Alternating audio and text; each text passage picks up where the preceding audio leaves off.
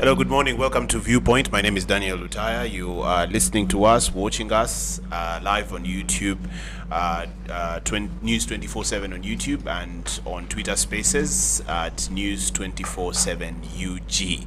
That's News 247 UG. Thank you very much for joining us live from wherever you're listening in. And I always start this show by saying good morning, good evening, good afternoon, good night, depending on where you are in the world, because we are digital media and therefore we do not only broadcast to Uganda.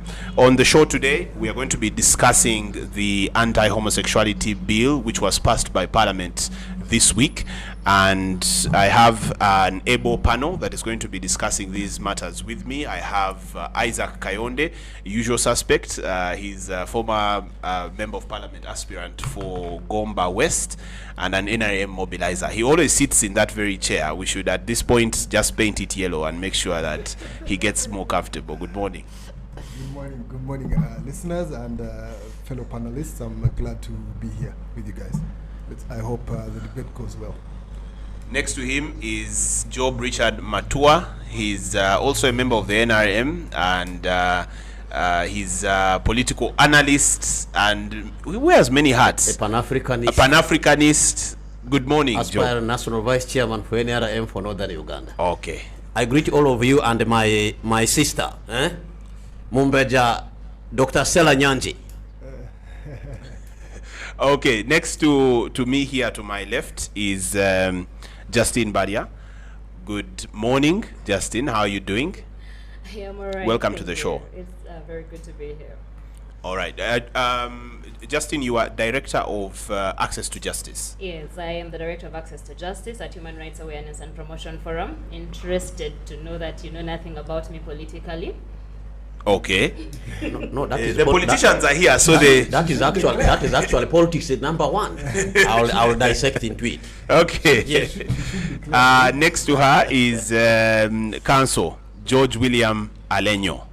Good morning. You're welcome. Good morning. I'm George William Alenyo, former senior state attorney and partner with Alenyo and Company Advocates, and my specialty is international law.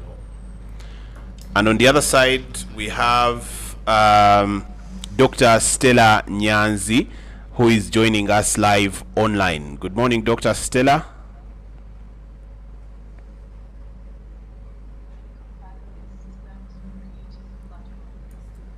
All right. Now, let's dive right into it. I don't know where to start. Everybody here is I want to start. No, Job, you started the conversation. Do you know why I'm starting? Do you know what I'm starting? Let me. I have 14 years experience of teaching biology. No. Let me allow the lawyer to start, because this was a matter of law. Yeah. That we had a matter of law, and what we are discussing is a law. So as let me start with George William Alenyo. You are a lawyer, and therefore you must be understanding this law from a legal point of view. What is your opinion about the anti-homosexuality bill legally? Legally, my opinion is that this is one of the best laws that our country has ever come up with, and it's a law that is going to set the morality of this nation straight. In law, we have two types of criminal law. We have laws we call mala insane, and we have laws we call mala prohibita. A mala insane is a law that addresses morality in a society. Mala insane. And those moralities they address are usually in the holy books, in the Quran, or in the Bible. This Anti-Homosexuality Act is one of the best examples of mala insane. Because you look at the penalty for homosexuality, it's death. In Leviticus 20:13. In the Bible, the penalty set by God, the creator of the world, is death. Now, you see the Anti-Homosexuality Act corresponding with that, giving the death sentence, which is life imprisonment. So this is a very good example of mala insane. What is mala prohibita? These are crimes like traffic offenses. You can go to prison for them, you can pay a fine, but they are not addressing morality. Now, this law is one of the best. Harshness, I want to address immediately. People are talking of harshness. Do you know the harshest law in the country? It is the Wildlife Act of 2019, which provides that if you are found with even a kilo of bushmeat, or a piece of ivory, or just a piece of the skin of a wild animal, you'll be sentenced to death, to life imprisonment, or pay 20 billion shillings, even for a kilo of bushmeat. That to me is the harshest. This one, And in particular to somebody from Pakwati. Act is not even harsh. It's just conforming. Now, this Anti-Homosexuality Act also resonates with the Universal Declaration of Human Rights of 1948. There are 30 declarations of human rights. 30 of them. And I want people to address very carefully the number 30, which says whatever rights you have are subject to the community rights. If I developed an appetite for killing women, raping and killing women, the law says you can have whatever you want in your mind, but you must subject it to community values. Is it right for the community that you should kill and rape? No. And I want to address another thing before I close.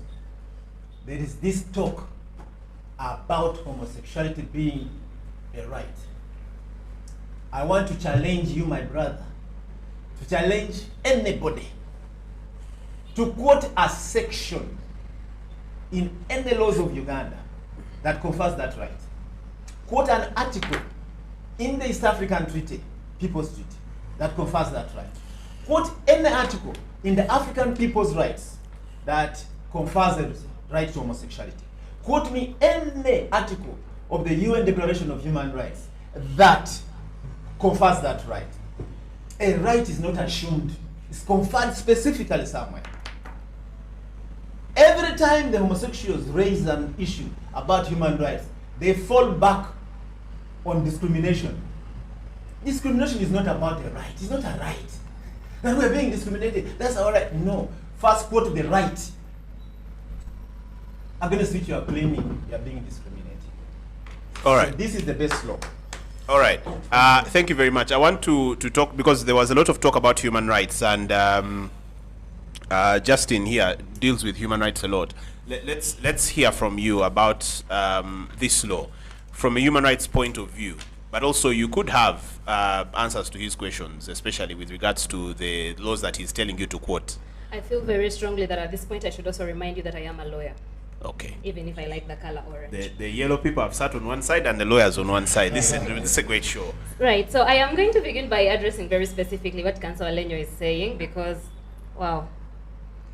I like the argument that this law is the best law in the world because it addresses a serious moral issue and it correlates with all the wonderful strictures in the holy books, in the Bible and the Quran and all those things. It has been argued over and over again, exhaustively so, and while I enjoy the fact that people are quoting Leviticus over and over again and telling us how we should legislate in accordance with what Leviticus says, recently I was listening to someone else who was telling me all the other things for which people should be killed according to Leviticus, including a bride who cannot prove her virginity on her wedding night should be killed, including men who shave their beards should be killed. Hi. Including men who withdraw during sex and pour their sperm outside of the woman's vagina, they should be killed. Yeah. How many of these things are in the laws of Uganda? When somebody talks about morality and how this is a wonderful law because it is legislating morality, whose morality specifically are we talking about? Morality, clearly understood, at least and far as it applies to legislation, should be constitutional morality. not your religious morality, because Article 7, Uganda does not have a state religion. It does not mean Ugandans are irreligious. It simply means that when we are legislating, we have to ensure that we do not legislate in such a way as to appear that we are legislating for a certain specific religious So we are a secular country. understanding. We are a secular country. Not that we have no religion, but that religion has no business in parliament. We have no business first inviting a bishop to pray with us so that we can have the strength to chair this sitting and legislate wonderfully. We have no business standing on the floor of parliament and saying, according to Leviticus, 50 years in prison. We have no business standing on the floor of parliament and saying, according to Leviticus, castrate all of them. Because Uganda is a secular country, there is a reason why that is so. So laws that legislate morality are probably wonderful laws, yes. How many immoral things in Uganda are going by us? We see them, we talk about them, and then we move on. How many immoral things, if we are considering morality according to the Bible, are not legislated against? Who is legislating against fornication, for example? Does the Bible not consider fornication immorality anymore? If we are looking at the Bible as our basis for morality. Who is legislating adultery again? Who is catching all of these men going around, including archbishops and other people we are not going to mention, sleeping around with other people's wives? Who is legislating and catching them? Uganda does have a serious sexual abuse problem. But that sexual abuse problem is not homosexuals. It is straight men defiling little girls. From way before, we have always had a teenage pregnancy rate of 4 out of every 10 girls. That's 20%. Of 4 out of every 10 girls, every 10 girls below the age of 18, either having had a child or being pregnant by the time they're 19. That number went up to almost 6 out of every 10 girls during COVID-19. What are we doing about that? Why was that not a serious crisis? During the debate on this anti-homosexuality bill, I remember Honorable Semujunganda kept saying, what about the Mabati issue? Is that not a serious crisis? People stole things they had no use for. Maybe corruption is not in the Bible. Nobody possibly, really. Let's is come up to the New Testament about the corruption I in the think house my of the sister Lord. diverting. No, I am not diverting. I am insisting on this one. When, people stole, nobody has anything to use 2,000 white iron sheets for, no matter how good the gauge is. Was that not a moral issue? Why did that not garner this same kind of... So morality is not really our reason for legislating homosexuality. What is the reason? I am going to go back again and say it is not. Recently, Honorable Basalira told us very publicly that he asked for permission for the first time to bring this bill to Parliament in August 2022. Between August 2022 and February 2023, he was not responded to, he was not given permission. Late February 2023, we all begin to hear about the issue of Mabati. Don't say we begin to hear about homosexuality, because it did become a serious topic of public conversation in January, specifically 25th January 2023. So, and we still waited a whole month up to 27th February 2023 to give Honorable Basalira space to table this bill. Why? Is it because the Mabati conversation broke somewhere around that time? Because all these corruption scandals started to break and we needed to distract people from that moral question, so that we look at this different moral question. And 28th February, this bill is tabled. 3rd, it is gazetted. They give us like 7 days to share our views on it, and then on Tuesday last week, it is debated and amended and then passed. Tuesday this week. It was Tuesday. Yes, Tuesday this week. And now we certainly have a law, and it is of course the most wonderful law in the country. We say that it's not the harshest law, and the Wildlife Act is harsher. Actually, I agree. That's surprising. I had never read this act. People who care about human life should definitely challenge this. Nobody should have to be sentenced to death because they have a piece of a skin of a wild animal. Of course, they shouldn't poach. That's a very bad thing. But being put to death for that sounds a bit extreme. But nevertheless, so I would like to finish this about homosexuality is not a right. Nobody has ever claimed that I have a right to be gay. Sexuality, however, is a right. You, Councillor Lenyo, have the right to be a heterosexual, if that is what you want. You have the right to be heterosexual and sleep with the women that you want in the way that you want, in a way that gives you pleasure and keeps you healthy. The right to health, the right to sexual and reproductive health is most definitely a right in Uganda's constitution. Look at Article 8A. In the International Convention on Economic, Social and Cultural Rights, which Uganda has signed, in the African Convention on the Rights on Human and People's Rights, in the Convention on the Rights of the Child, in the Universal Declaration of Human Rights, which, let's not forget Declaration 1, specifically says, all human beings are born free and equal in dignity and rights. Let me ask you a question. How is it dignified for me to come and peep into your bedroom and ask you how you're having sex? How is it dignified for you? How do you feel if somebody wanted to go that far with you? Of course, I don't want to be confused about this. I support the right of every human being to love who they want to love the way they want to love them, as long as they're adults and they're consenting. Thank you very much. So homosexuality is being conflated a lot with child abuse, which is confusing all of us and confusing this conversation. So when we talk about homosexuality, nobody's talking about, oh, let men go and, you know, rape little boys and do this and that to them. We're just saying, let two adult men who want to have sex in their bedroom do so and do not interfere. Let Justine Balia have sex with a woman she wants to have sex with, or even have anal sex with you if that is what she pleases.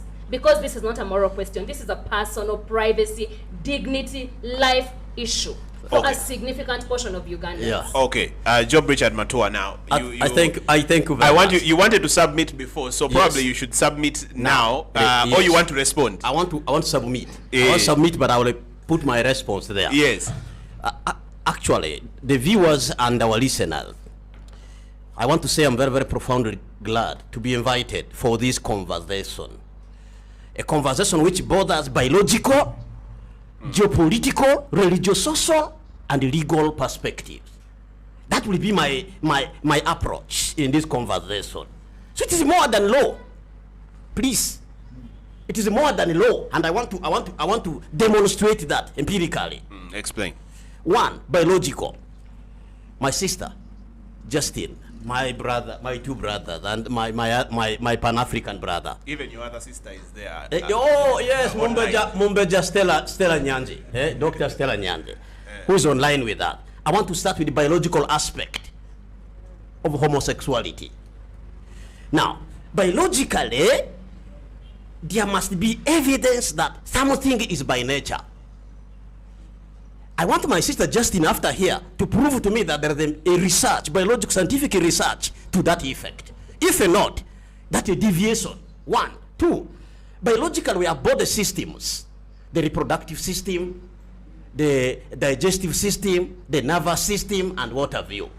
The digestive system opens from the mouth, one exit, that's where the entry is, and the exit is the anus. The anus.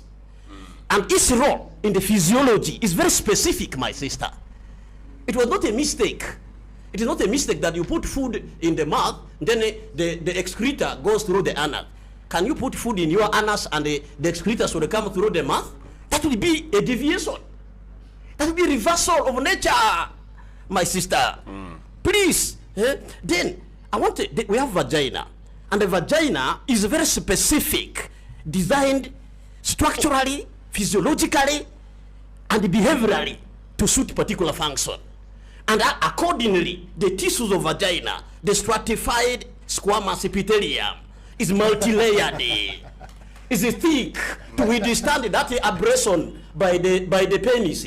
Some of these men have very big dick. Otherwise it would rupture, it would tear. And accordingly, by biological making, it is thickened. The muscle is, the tissue is thickened to withstand that. Anus does not have that morphology.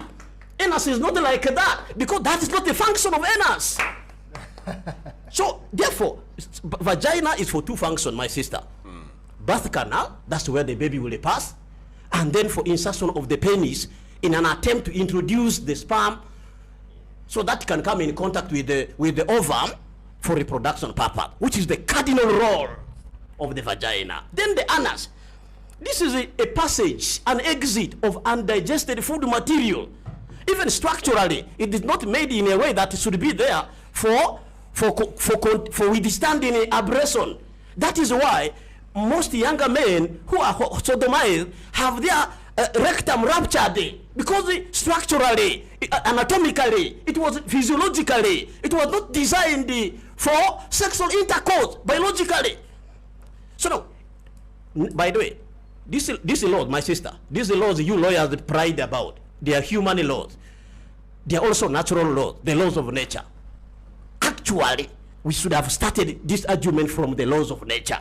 Was vagina meant for reproduction? But don't you think that the people who did the Universal Human Rights Declaration and all, they knew this? Let me tell you. Give me because time. You're taking us back to biology. I'm coming. I told you that I have four perspectives: the biological, which I'm bringing. Yes. The religious, social, the geopolitical, And Now, then the now legal. give us the religious social. The religious social. So now I want to start with the geopolitical. I want to come to geopolitical. My sister Justin and my other brothers who are here. This homosexuality is the Western neo-colonial agenda to cause the depopulation of the blacks. There is a projection in the world that by 2050, every 10 humans on earth, 7 will be blacks. It is an official Western policy, and it was sanctioned during President Barack Obama's regime. Do you have the evidence? For In that? fact, do you have the evidence? Can you give us a link somewhere we can search? I can tell you after My here. producers can search something. I can tell you after here you can follow the policies. Because these are allegations, and people are listening to us. And let the producer. The allegations against the U.S. government, you have to prove them. Can I tell you? Let the producers follow the U.S. foreign policies. Sanctioned during Obama's era in line with the LGBT right, the so-called LGBT right. Which specific? Which one? Please, that one will be followed. I can Okay. I can therefore say that. Please listen. Proceed. I can therefore say the ultimate target of this homosexuality is the population of the blacks. And again, we have the same blacks who are doing the same thing during the colonial era, in the new colonial era now, collaborating with these enemies of the blacks to impose on us something biological and natural. So, illegal, but have you? and I'm just therefore- trying to direct the conversation. Yes. Have you heard of homosexuality in Africa before the white people came? Have you heard of it? Some people used to tell me, but I did not come in contact with any. Okay. Some people used to tell me. Okay. So I can therefore say, geopolitically, this is a tool to depopulate the black. Even when you go to the Western world, the practice is the numeracy in black communities. The whites who are coming for the blacks, there are people who have already given a birth. Now they come and they confuse the blacks. You get me? Even my sister, I'm very sure you have a child. Do you? You cannot be. Why didn't you choose to be a lesbian one way? You will answer. You will answer that one later. You will answer that. You will answer that. Just a No, moment. you will answer that. Then, I'm going to ask you to submit without No. directing. Me Yes, questions. without Now- directing questions. Now yes. I want to say personal that. questions. No Now, personal very questions. good, very good. I want to say, please, I want to say that fellow African, fellow blacks, this thing is targeting you. Just like the colonialists came. By the way, these people will always come in a disguise. What about the religious social? I want to move on to Dr. Stella. I'm coming to that. Yes. You know what? When these people came here, they first came in the name of explorers. You go and check the Johnny Speaks. These were senior army people. They were spies who came. Do you know the people they went with? They went with the geologists, map experts. Have you seen that? They were testing our soil, and then they disguised that they were visitors. They were not visitors. They were spies that came to spy our wealth in Africa here. And we call them explorers, visitors. Who invited I'm going to move on to Dr. Stella, Please, and then no. you will return. Let me finish. Then religious also. Religiously, go to Genesis 2:24. Union between man and woman. That is marriage. Go to Galatians 5 from 13 to 15. Galatians 5 from 13 to 15. God disapproves of gay sex.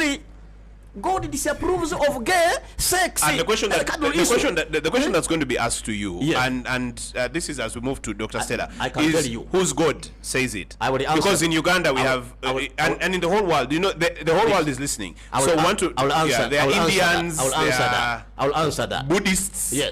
Go to Genesis 19 from 23 to 29. Genesis 19 from 23 to 29. Destruction of Sodom and Gomorrah because of gay sex practices. Now, I want to come to the legal aspect of this law. I have heard people saying that this is the most harsh law we can talk about in this country. People, I want to tell you this. All human laws are very harsh because they are meant to curtail certain things. They are meant to restrict certain things from others. It is only laws of nature which are fair to everybody. For example, by nature, you must eat. And by nature, you must defecate. If you don't do any of the two, Okay. it will inconvenience you. Okay, you're Now, going to therefore- hold the rest of your points. We still have a lot of time on the show. Okay, Hold the rest of your points. I want to give an opportunity to Dr. Stella Nyanzi to also weigh in on this If you debate allow me to as wrap we in line start. with our question. No, I'm not going to allow that. Dr. Stella Nyanzi, please go ahead. Dr. Stella, you can go ahead. We can hear you. Right, so I'm holding a copy of Constitution Uganda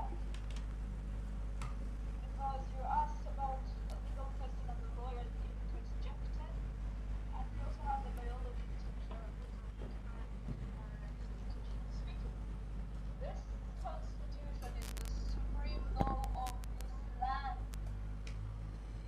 This is the Bible, the Constitution of Uganda, the Bible of Uganda.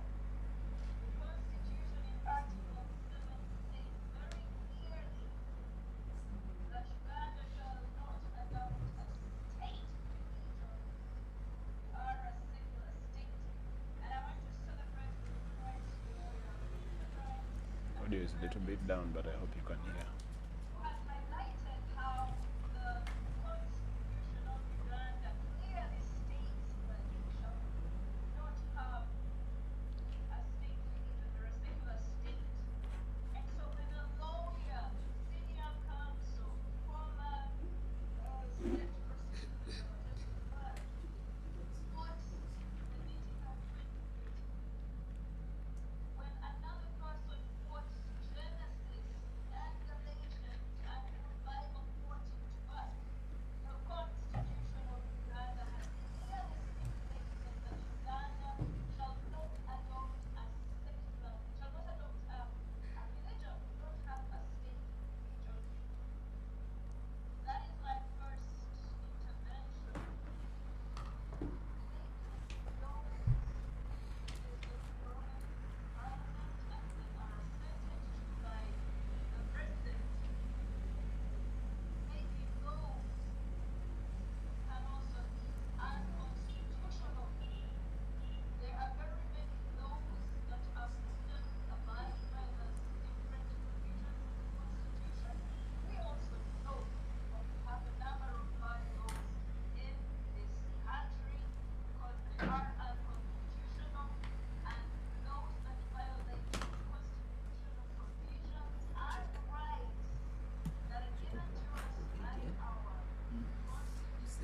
I wanted to read the law.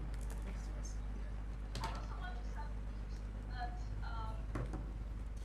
human rights are inalienable. We are born with human rights. They are not given to us by the state. It is okay if individuals quote from the Bible. She talked about Article 8A, Article 7, then 8A. I want to read it. But secular states insist on the separation between the state and the church, the state and religion for a particular people. We must not therefore in a country such as Uganda, which has multiple religious faiths, which has Christians, believe in Judeo, the Torah, the Quran, the Bible, Muslims who practice the Quran-based faith, and also those of us who are no longer practicing foreign religions. You cannot force a specific religious doctrine on us, right? Slavery was justified using the Bible.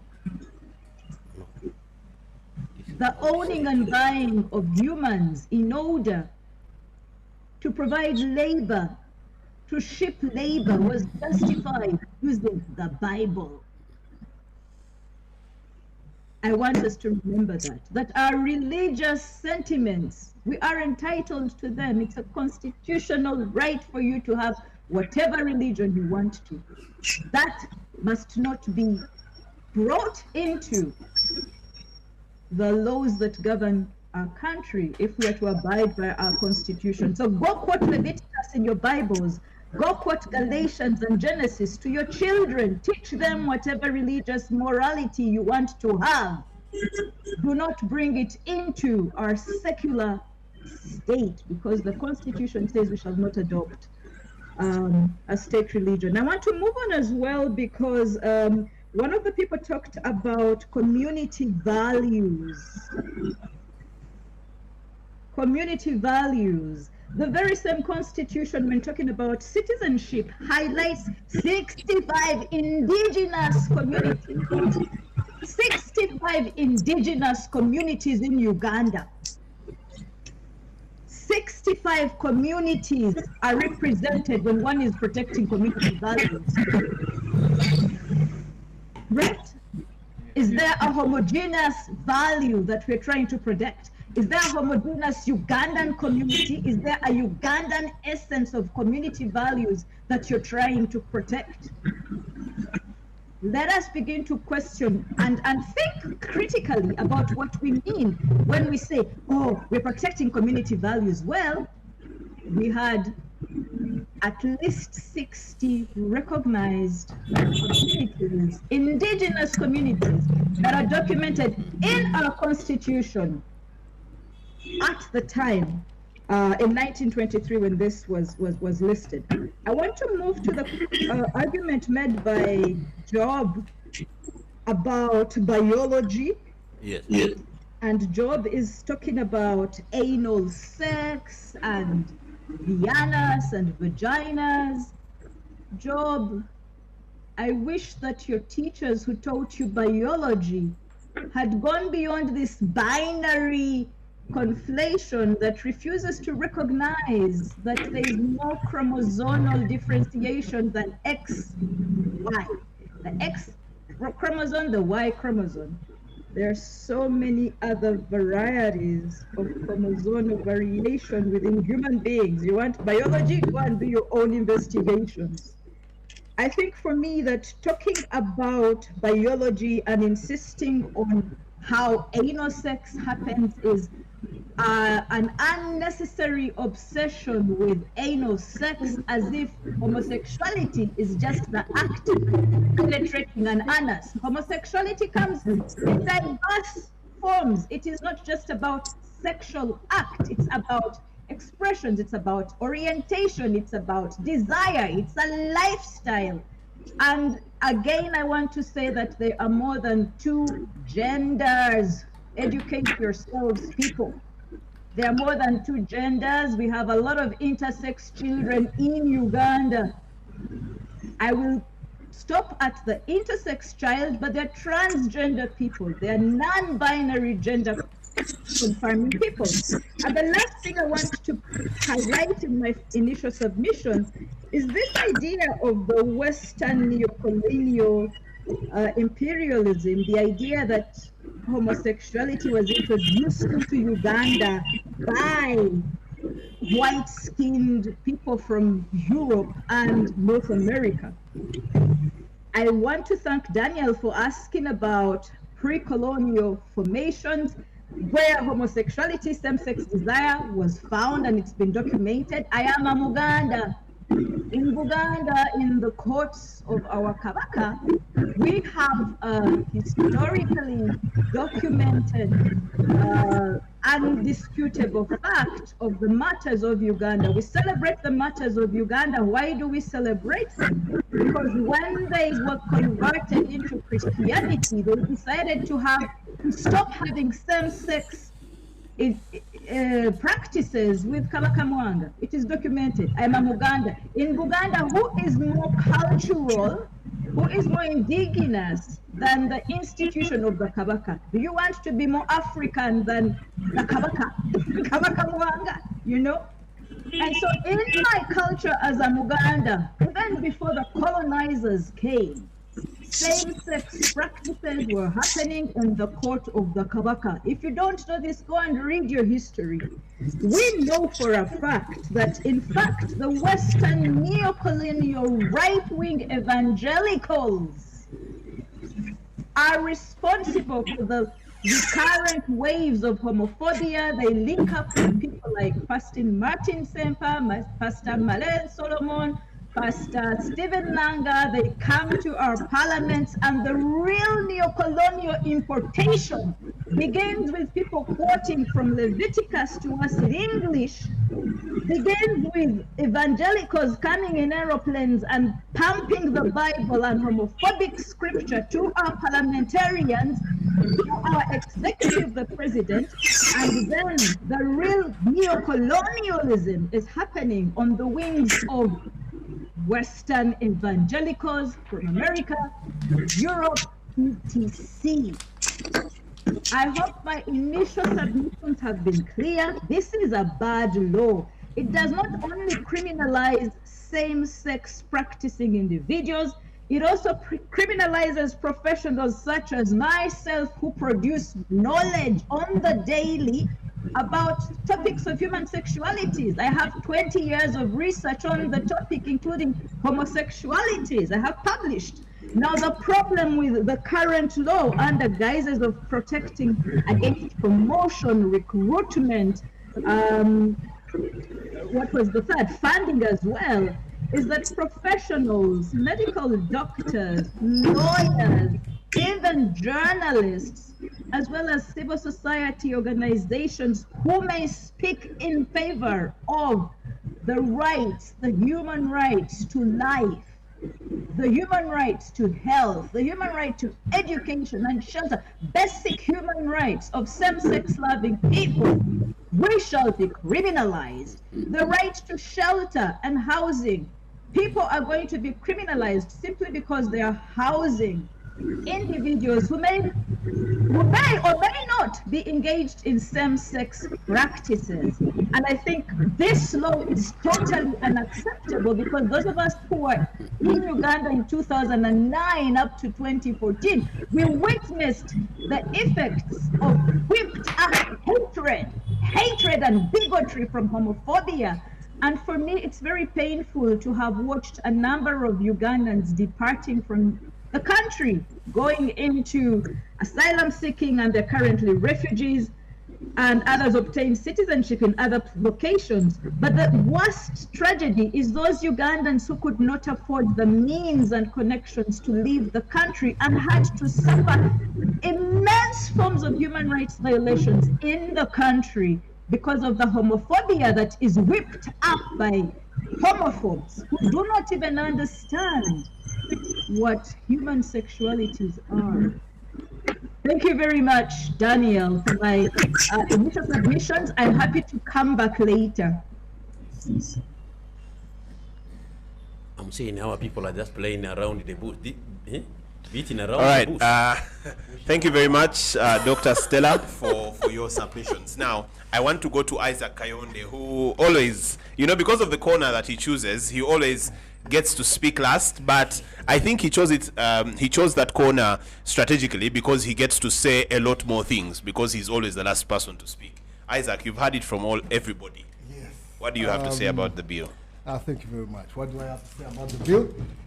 Well, this is, I want to address it. First and foremost, really, I want to acknowledge that people who have been anti-homosexuality bill have really addressed this issue from a wrong point of view. This here is not a religious debate. This is about our society as Uganda. So for me, I'm not going to quote Bible verses and everything. And the problem is that us who might have our religious inclinations are arguing with people like Stella Nyanzi who do not subscribe to our religious beliefs. And in that regard, they tend to dismiss anything that you have as regards biblical and historic things. Now, that said, I want to argue this from a perspective of politics or society in general. People like Stella Nyanzi who have really come out to declare that they are believers in democracy, when it comes to issues like this which are contentious, tend to throw that out of the window. One of the things is that, look, democracy as a principle dictates that the majority's desire outweighs the minority desire. you know. So in that regard, she was talking about 65 communities in Uganda. But as a state of Uganda, we have encompassed all those 65 communities, and we have said that the reflection of how we want to live shall be in our laws. So we make laws that will govern us as a society. Let me give you an example. Female genital mutilation, right?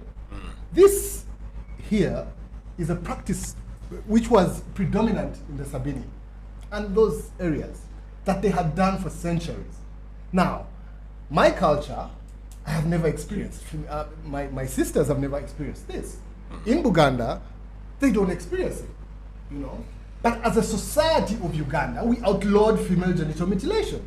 I didn't hear any human rights activists calling for cultural rights, which are there in all those statutes, either UN and wherever. But the majority of the Sabinis wanted it to stay. Yes. So why did we just use democracy then?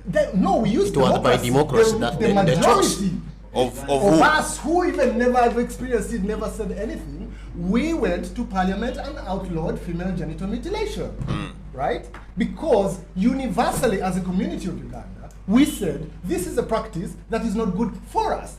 The Sabinis have their own opinion about it, but we said for as long as you are in Uganda, please desist from this. Now, whether it is natural, nature, whatever it is, we as a society, we have set our laws to outlaw this, right? So, for me, the issue of the fact that us as Ugandans, we have decided, the majority, I have not seen a bill in Uganda that has garnered as much support from the population across the aisle, that I can assure you 90% of Ugandans will support this bill if it went for a vote, right? So, inevitably, we are saying as a society, this is what we want to, this is how we want to live. We don't want this to go on. Yeah? So that is the aspect of the democracy principle that I expect them to, I expect any democratic loving person to continue to respect that decision. And the people abroad there who either give us aid and do whatever should respect the fact that this is how we have chosen to live. That is that. Now, I want to take the panelists and the others who are listening in, that the bill, the anti-homosexuality bill was very clear, and I think it's in the preamble, or not the preamble, the principle of the bill, in the first statement. What is the use of this law? The preamble, the principle of the bill was, why are we bringing this bill? We are bringing, it stated, the object of the bill is to establish a comprehensive and legal framework to protect traditional family. So we are not bringing it just for nothing. To please a white man? To please anybody. Huh? No, there is a purpose to the bill, and the purpose to the bill is to protect the traditional family. Now, we have had, there are even programs called the modern families that we see the Western world, putting on TV and everything, where you can have a man and adopt a child, or two women. Yes, but as Ugandans, we have said, okay, for the continuity of life, for the preservation of our society in terms of numbers and everything, we are going to design a law to protect the traditional family and its values. So that is how this comes. So is there a need for it? We can debate whether there is a need for it, right? But I think that it is important to protect that traditional family. That's a belief I hold, and probably others, whether Muslim, Buddhist, or whatever it is, hold dear.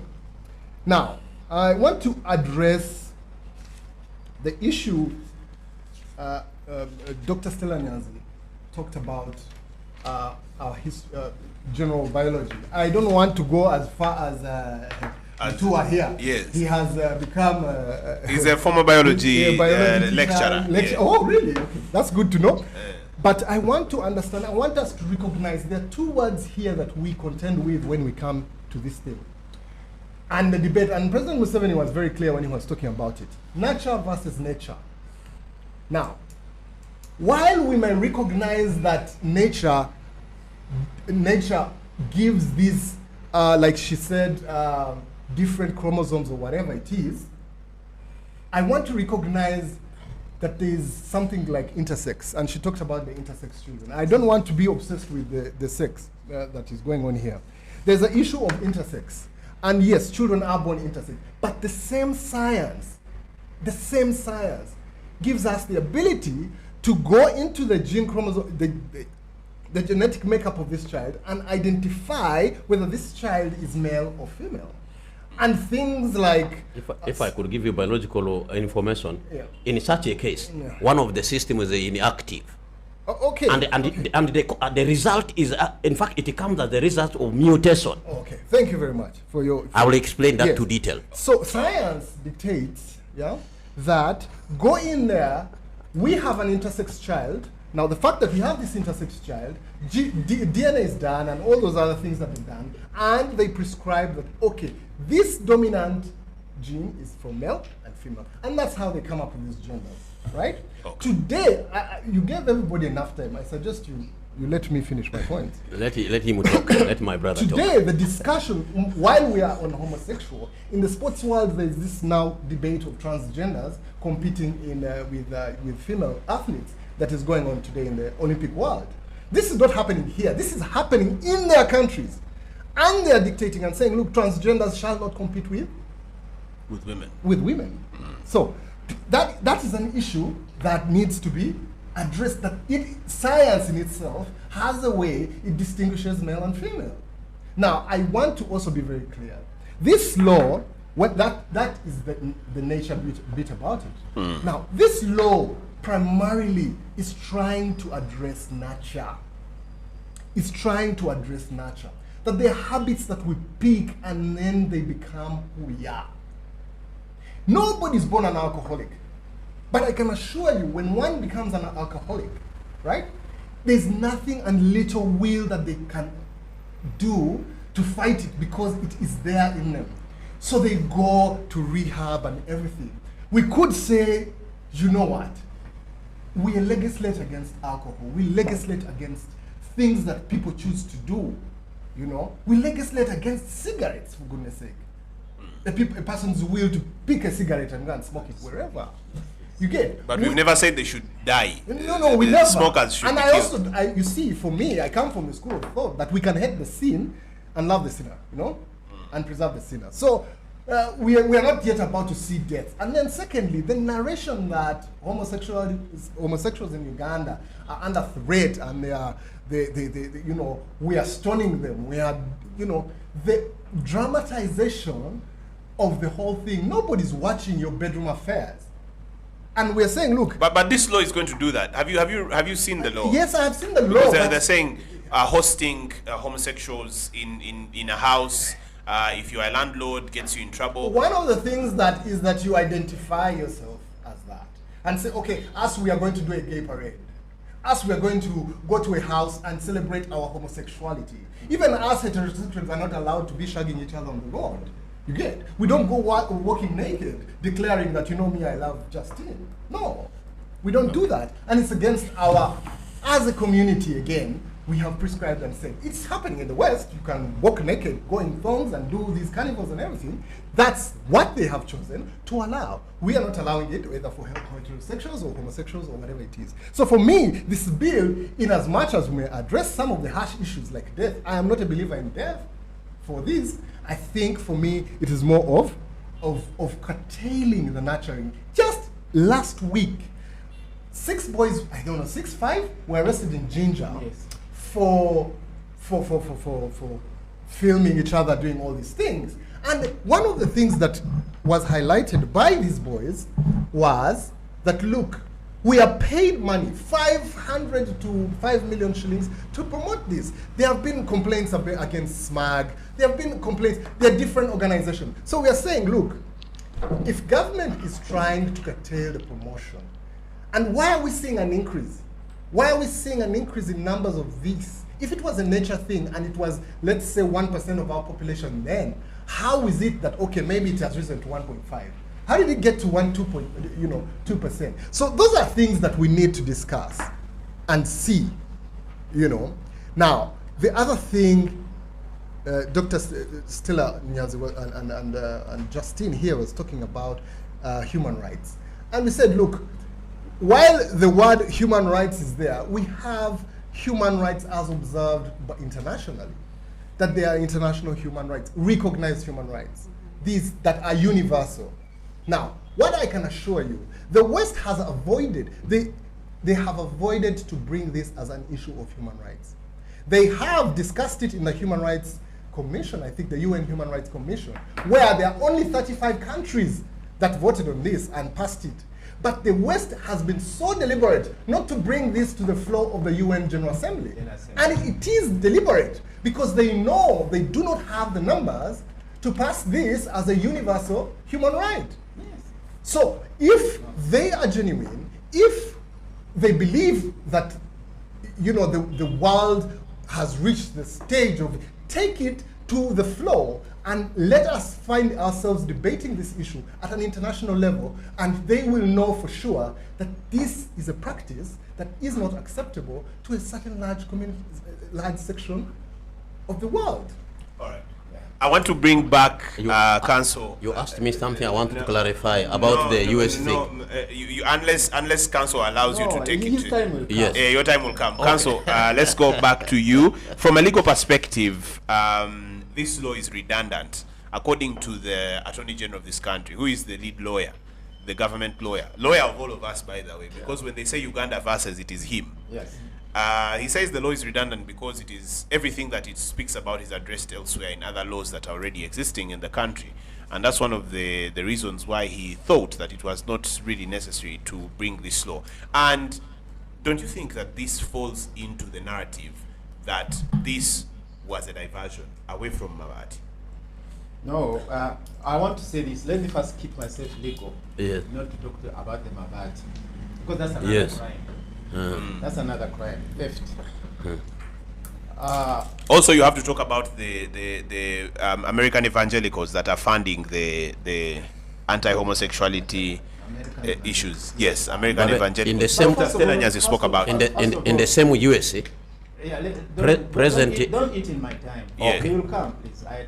most observe- my brother, it's the first time to meet you in my life, but I like your reasoning. Thank you very May much. God bless you. And Thank you very you much. should be empty of Thank you, thank you. Moderator, this is a very wide topic, and so it's good that we be within the means. Your question was whether this law is redundant. I want to assure you that the Attorney General of the Republic of Uganda embarrassed himself before the Parliament of Uganda to any lawyer. This is the second time he was embarrassing himself before Parliament. The other time, on the coffee penalty contract, he said it was proper when even a year one law student saw it was wrong, and the whole nation saw it was wrong. correct. He is the chief legal advisor, but my brother, you a Ugandan, African. Do you know that when the cock crows in the morning, it has no monopoly of knowing that it is morning? Even the hen knows, but leaves it to the cock to crow. But when the cock crows at midnight, the hens won't come out. Watapinga, they will say no. So the Attorney General of Uganda is not the ultimate legal advisor. How many lawyers did we have there? I'm more senior than him. There are very many more senior lawyers in the house who defied his reasoning. Why? I tell you, it was a very embarrassing moment for us lawyers. For the Attorney General to quote a section that defeated him. He quoted section 39 of the 1967 Interpretation Act. And what does that section say? It says actually that you can have two offenses in two different acts. And when you have two offenses in two different acts, then the courts and prosecutors will choose which one to use. So he was using this same argument to say that the Anti-Homosexuality Act is redundant because it provides for penalty for what already the Penal Code Act provides. You see, he used his own argument, shut him down. But Now, what is the general practice about duplication of laws? It can be there. It can exist. It can exist. So we leave it at the discretion of the court to Yes, decide and the prosecutor. whether it is death according to Yes. Basariwa's law Yes, or it yes, is. exactly. Because let me tell you, there are two circumstances. we are now having a situation in this country. We are having a situation in this country whereby, you see, the penal code never addresses, never addresses promotion. It didn't. And that's why we have been having pastors in this country using the same attorney general to play around with the penal code. And they have been sodomizing children and surviving. Yes. Because the same attorney general was not sincere to Uganda. Very good. If he was, he would have mentioned the case of Nabagesera and Onzima, who took the attorney general himself to court. Not him as attorney general, but the office of the attorney general. And they defeated Uganda. Using the old penal code, they say, for us, we are promoting and we are discussing how homosexuals can survive in Uganda, but we are not doing it. Uh-huh. I see. That is how weak the original penal code was. And that is why the attorney general should have gone to defend the new act which says we cover promotion also. You see, that's why we are not going to have this attorney general. We are going to move that he be replaced. If this country is to be serious, we are not going to have him. I wanted to give you It's like the information. situation in Kenya. It's like the situation in Kenya, where the Chief Justice of the nation, please give me time. It's like in the situation we have in Kenya, where the Chief Justice of the nation, who is supposed to be very intellect and reasonable. You know, lawyers are supposed to be above reason. Now, the Chief Justice of the Republic of Kenya, with the entire bench, ruled that homosexuality is still an offense in Kenya, but homosexual NGOs can register to operate in Kenya. And the least educated person in Kenya, the Archbishop of the Anglican Church of Kenya, said, Madam, you are the people who control reasoning. Now, if I came with you with an organization to support robbers, would you register it? What would be the objective in the articles and memorandum of association? That we want to promote robbery, theft, homosexuality? Because in her ruling she said it's an offense, but you can register the company. So the penal code was of like effect. It criminalizes, okay, the offense, but leaves around out promotion. And what is the problem here with homosexuality in Uganda? It is not about the people doing, but how they are forcing it upon other people. I am a Christian and I've studied the Bible. It says, God himself did not punish homosexuals in Sodom and Gomorrah until he got the evidence that they were forcing it on others. How did God do it? Read the Bible. God sent 2 angels Who were married. into the city of Sodom and Gomorrah. And God stood with Abraham, said, let's see what they will do to my angels. If they force them into homosexuality, or if they attempt, that's why in the Anti-Homosexuality Act we have the section of just attempting. So, what happened in Sodom and Gomorrah? Sodom is attempted to rape angels of God. And God said, now I've got you. I pour sulfur now. God poured sulfur and destroyed the nation. I want to caution Andrew Mwenda in this country. We understand they have been going to the Western world saying homosexuals in Uganda are in trouble, they are being victimized. No, that narrative is no. But are In they being Uganda, victimized? let- We've just passed a law that you know talks about media houses that host homosexuals, I'm going to with quote closure the section. and whatever. Yeah, I'm going to quote you that section. Now you see, in Uganda it is the contrary. Homosexuals are armed. The places where they are doing homosexuality is guarded. Do you have evidence? We have, and I'm speaking as a lawyer. Quote me and let them take me to court. We have a situation here. Everybody will tell you that it's not easy to touch those people. And we are beginning to know who is arming them. Armed, you mean with guns? With guns and protection. By the way, Ugandans know where these things take place. And they know that they are not easy to reach. We have a policeman who was killed in this country. He was a bodyguard to a pastor. The next day when he was going to testify against that pastor, he was killed. I want to be quoted if this is wrong, and then we activate that one. So, in Uganda, the narrative is different. Homosexuals are being supported by one of the most powerful people. Do you doubt the power of Andrew Mwenda in this country? He's one of the most armed people. He's a journalist. That's all I know. Have you ever seen him in the military helicopter? I've not seen him Did you not armed. see that? Did you not see him in the military helicopter? I this did, time? but I've not You seen him did. armed. And I've been You I've been did. with Andrew Mwenda on shows. I've not seen him declaring a You, weapon, you at did least. see him in full military fatigue and attire. He has escorts, Yesterday. military escorts. I can confirm on that. Yes, and yesterday, I want to assure you, yesterday, I appeared on Radio 4, the radio station of Balam. And the anti-homosexuality movement in Uganda has issued a statement. It is here. I'll give you a copy. Saying, if this so-called generational leader, Muhoozi, wants to further his political interests in Uganda, he must immediately dismiss his spokesman, who is Andrew Mwenda. Because Andrew Mwenda is not going to stand in this country of ours, support homosexuality in the morning, and then support Muhoozi in the evening.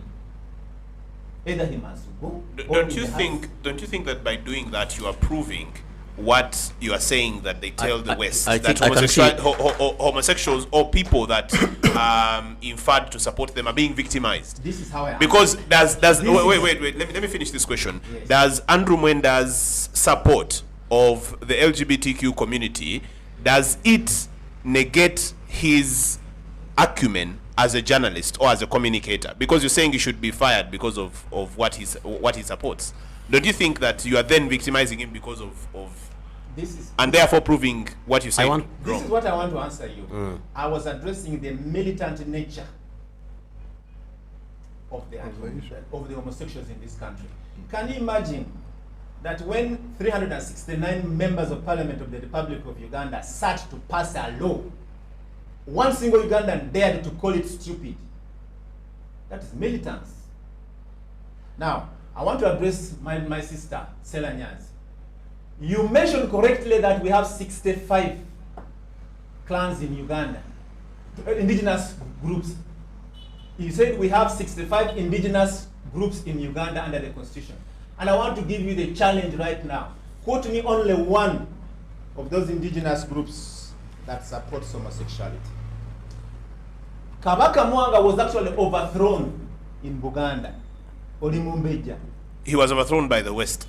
No, he was Kabaka Mwanga He was removed by the West Listen, and listen. taken to exile. Listen. That's historical fact. I am giving you facts, and you are going to cross-check this and find me right. After Kabaka Mwanga murdered so many people, martyrs for homosexuality, Buganda rose up against him. Because now he had gathered, this is on the internet by the way, Wikipedia. He now gathered every homosexual in the country. He wanted to take them to Sese Island to kill them. That's when there was an uprising. For the first time in the history of Uganda, we had two Kabakas within a period of a year. Kalema, that's how Kabaka came. There was an uprising, and they sought the assistance of the Church Missionary Society. So I want to challenge you. Oboli Mumbeja Dala, that also as a Buganda, tell me whether Buganda culture, Ewagiro Busegu. Tell me Okay. which community. Now I want your time is coming to an just end. two things. Now, as my time comes to an end. So give me that one community in Uganda that supports homosexuality. Two, that Uganda is a secular state under Article 7. Yes, Uganda is a secular state. But Uganda is made up of the families that are in Uganda. I watched the president take oath of office, and I watched all the members of parliament take oath. They either took oath with the Bible and or the Quran. That's why in parliament they were quoting the Bible, the book by which they took oath. Article 7 does not say we are atheists. Uganda is not an atheist state. No, but atheists are allowed because it's a secular state. Can I? They are allowed, That is why yes. the point says, how many are they? And that's where my brother, you have brought a king point. Democracy. Yes. If the democracy they are fighting for is to be upheld, then the democracy was in parliament, 369 MPs. Let me. I want to bring in Justin. I just because it's wanted been to give long. him I want to bring in information Justin, waiting. but no, your time is right after Justin. I'll Your time. give him information. No, take a note of that. Okay. I want to ask this question, and I want you to hold it. You'll answer it later when your time comes. Yes. Don't you think that apartheid was passed by a majority? And don't you think that at that moment it was right, it was legal, and whatever was done by the apartheid government in South Africa, was actually legal by the law of the time. It was legal. As 50, was 100, slave 100, 100 years later, even slave trade was legal. It was not the majority. Jewish It was not Holocaust. majority. It was not By the majority. time, no, what I'm saying is Slave this: trade was not the a Parliament majority. of No. South Africa, The majority were the Parliament. blacks. No, just a moment. Yes. Just a moment. The Parliament of South Africa at that moment Yes.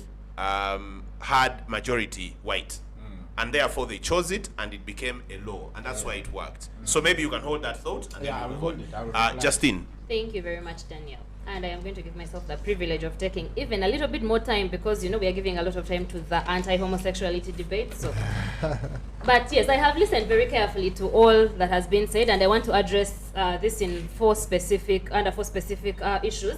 But I just wanted to confirm one thing because it felt to me very strongly like, number one, either you implied that Andrew Mwenda is a homosexual, or that he's a homosexual and he is responsible for the killing of that pastor's guard or something, or at least for the giving homosexuals guns to kill people or to force people into homosexuality. It's a very insidious argument, but I did get the very strange feeling I didn't get that that. happened, and yet I did. honest. I did. I'm going to protect Justine because But that's everybody like- has had their opportunity No, to of speak. course, Just it's take here. note. Let's not impugn something. I don't think he meant some other. I am I sure wasn't that he imputed. probably did not mean But to he mean did say that that. So why- But why- he why did. He did say Why that do you want- homosexuals in Uganda are armed and they have and guns. that because of Andrew Mwenda's support. That is not what he said. No, that's but he But, said, okay. but I want to move on from that Do you one. want Let's- him to tell us no, what no. he was? I What he want said? to, What I meant. of course, by all means, please clarify that. because Clarify it's a that point dangerous because thing you to said say. Andrew Mwenda, you have seen him armed, you have seen him with And he's choppers, and military he's a very choppers, powerful and he's a supporter very of powerful homosexual. person. No, he's here. Let's not talk for Mr. him. Matua. Job, he is here. Let him say himself what he meant. He did not meant that Andrew Mwenda is arming homosexual to go and kill But people. he's- No, he let him And you speak. cannot- Let him Yes. speak. I Let him want speak. to say, Yes. Thank you very these much. are the Because he moments- can stand, he Yeah. can speak with his These chest. are the moments of Elijah Yes. in this country. Yes. And I'm ready to talk. Yes, Yes. Counsel. Right. What In 1 minute, because Yes, you what are quacks like a clarifying. What quacks like a duck and looks like a duck must be a duck. In my opinion, I think Andrew Mwenda is homosexual. 2, we have done our research in this country. I'm saying we are trying to investigate where the arms protecting homosexuals come from. And my first suspect and our first suspect is Andrew Mwenda. His brother is a general in the UPDF. He has links even with arms across this country and out of this country. He's our first suspect. But I am saying- counsel, you are accusing somebody who's not here to defend himself. I am That Yeah. is saying- that is wrong even by law. I am saying in my mind he's a suspect and I'm entitled to my opinion. Maybe you whether can. it is wrong. Maybe you I'm should look. You entitled should to look my into the own camera and say opinion. it on your own because Yes. we don't Can want I- to say. can I look into the Yes, that's your camera because Okay, It is you were not right. an opinion of this panel. proceed. yes. It is not an opinion of News 24/7. It's your opinion. It is my opinion to which I'm entitled and to which I can be taken over to court. Okay. I say, according to the words Mwenda says, to me, he's a homosexual. And according to his military connections, he's a suspect in the people arming homosexuals. Okay, thank you very much. Okay, Now, so Justine, you can since go we're ahead. very obsessed with our culture and all those things, and the Baganda said obalewo omulamu tasamirirwa, Andrew Mwenda gyali ajja kweyogerera. Let us focus on the argument about the culture of the people of Uganda that we have talked about, that we are not talking about the religion, we are talking about our culture. When people talk about the culture of the people of Uganda, Yes. like Stella Nyan said, I keep getting confused about what culture specifically that we are talking, whose culture. You talked about female circumcision. I have personally never been a fan of how that was handled in Uganda because the people who practice female circumcision, they have reasons, they have cultural backings behind what they do. I feel more, it would have been more helpful if they had talked to them through this process, found out what the most critical part of that is, removed the dangerous parts and left them with at least a big part of their culture. Because female circumcision is not just about come here, squat, chua, go, come here, squat, open your legs, chua. It was a whole process of educating girls, getting them ready for marriage. If you left them all that and removed the cutting, they would maintain their culture.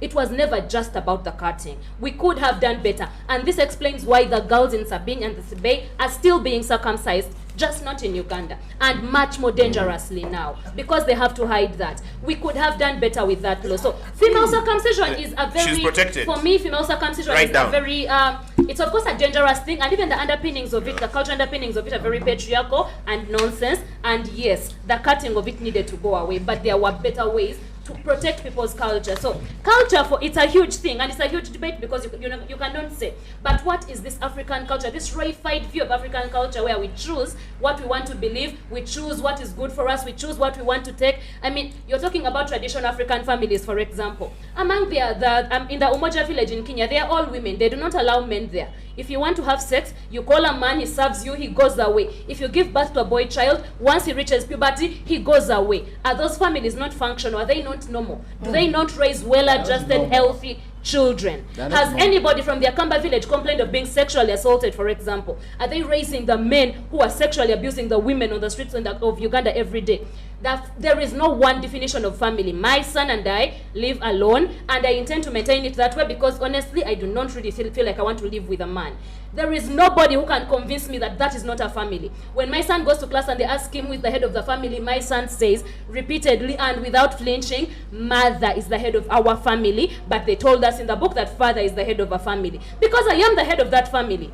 And that is okay. When I was growing up, my mother was the head of a family. And that was a very wonderful family. We grew up well-adjusted, independent, healthy, happy adults. There is no such thing as a one view of the African traditional families are not nuclear the way we want to make them sound. They have never been nuclear. And African traditional families have always been plagued by very interesting problems.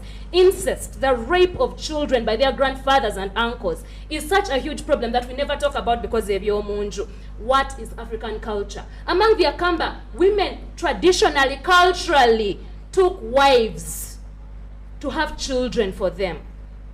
Female husbands among the Akamba is a real thing. It's a historical tradition, well-established fact. So, and of course, that wasn't really about sex. So I don't want us to confuse and say, oh, the Akamba are always lesbians. Why didn't these women have sex among females themselves? who could not have children were allowed to take wives to have children for them. Eh. Is that wrong? Is that, in their culture, women with women in a marriage is actually not a shocking thing. So whose culture are we talking about? When we stand here and talk about how the West is imposing all these things on us, Yes. and then we begin to quote the Bible, in English, wearing your wonderful suit and your beautiful silk tie. What European influence are we talking? Everything here is European influence. We are debating in English instead of Luo. see. We should be speaking in Leblango, but we are here debating in English. But we are very angry with Western influence. I'll respond to the that. Bible that we are arguing over and quoting and insisting on and whatever is Western influence. It is pure Western influence. came on a boat. My brother Joe, Yes. Jesus, that Jewish guy, he didn't die for your sins. He died for the sins of the Jewish people. But it is okay for us to co-opt the parts of the Bible that, that make sense for us. At least in my opinion, and you can call me an atheist, I am okay with this. The Bible is a curated history of the Jewish people. When you say in Galatians, God said. In Galatians, God didn't say. In Galatians, Paul said. Paul, an old Jewish guy, said.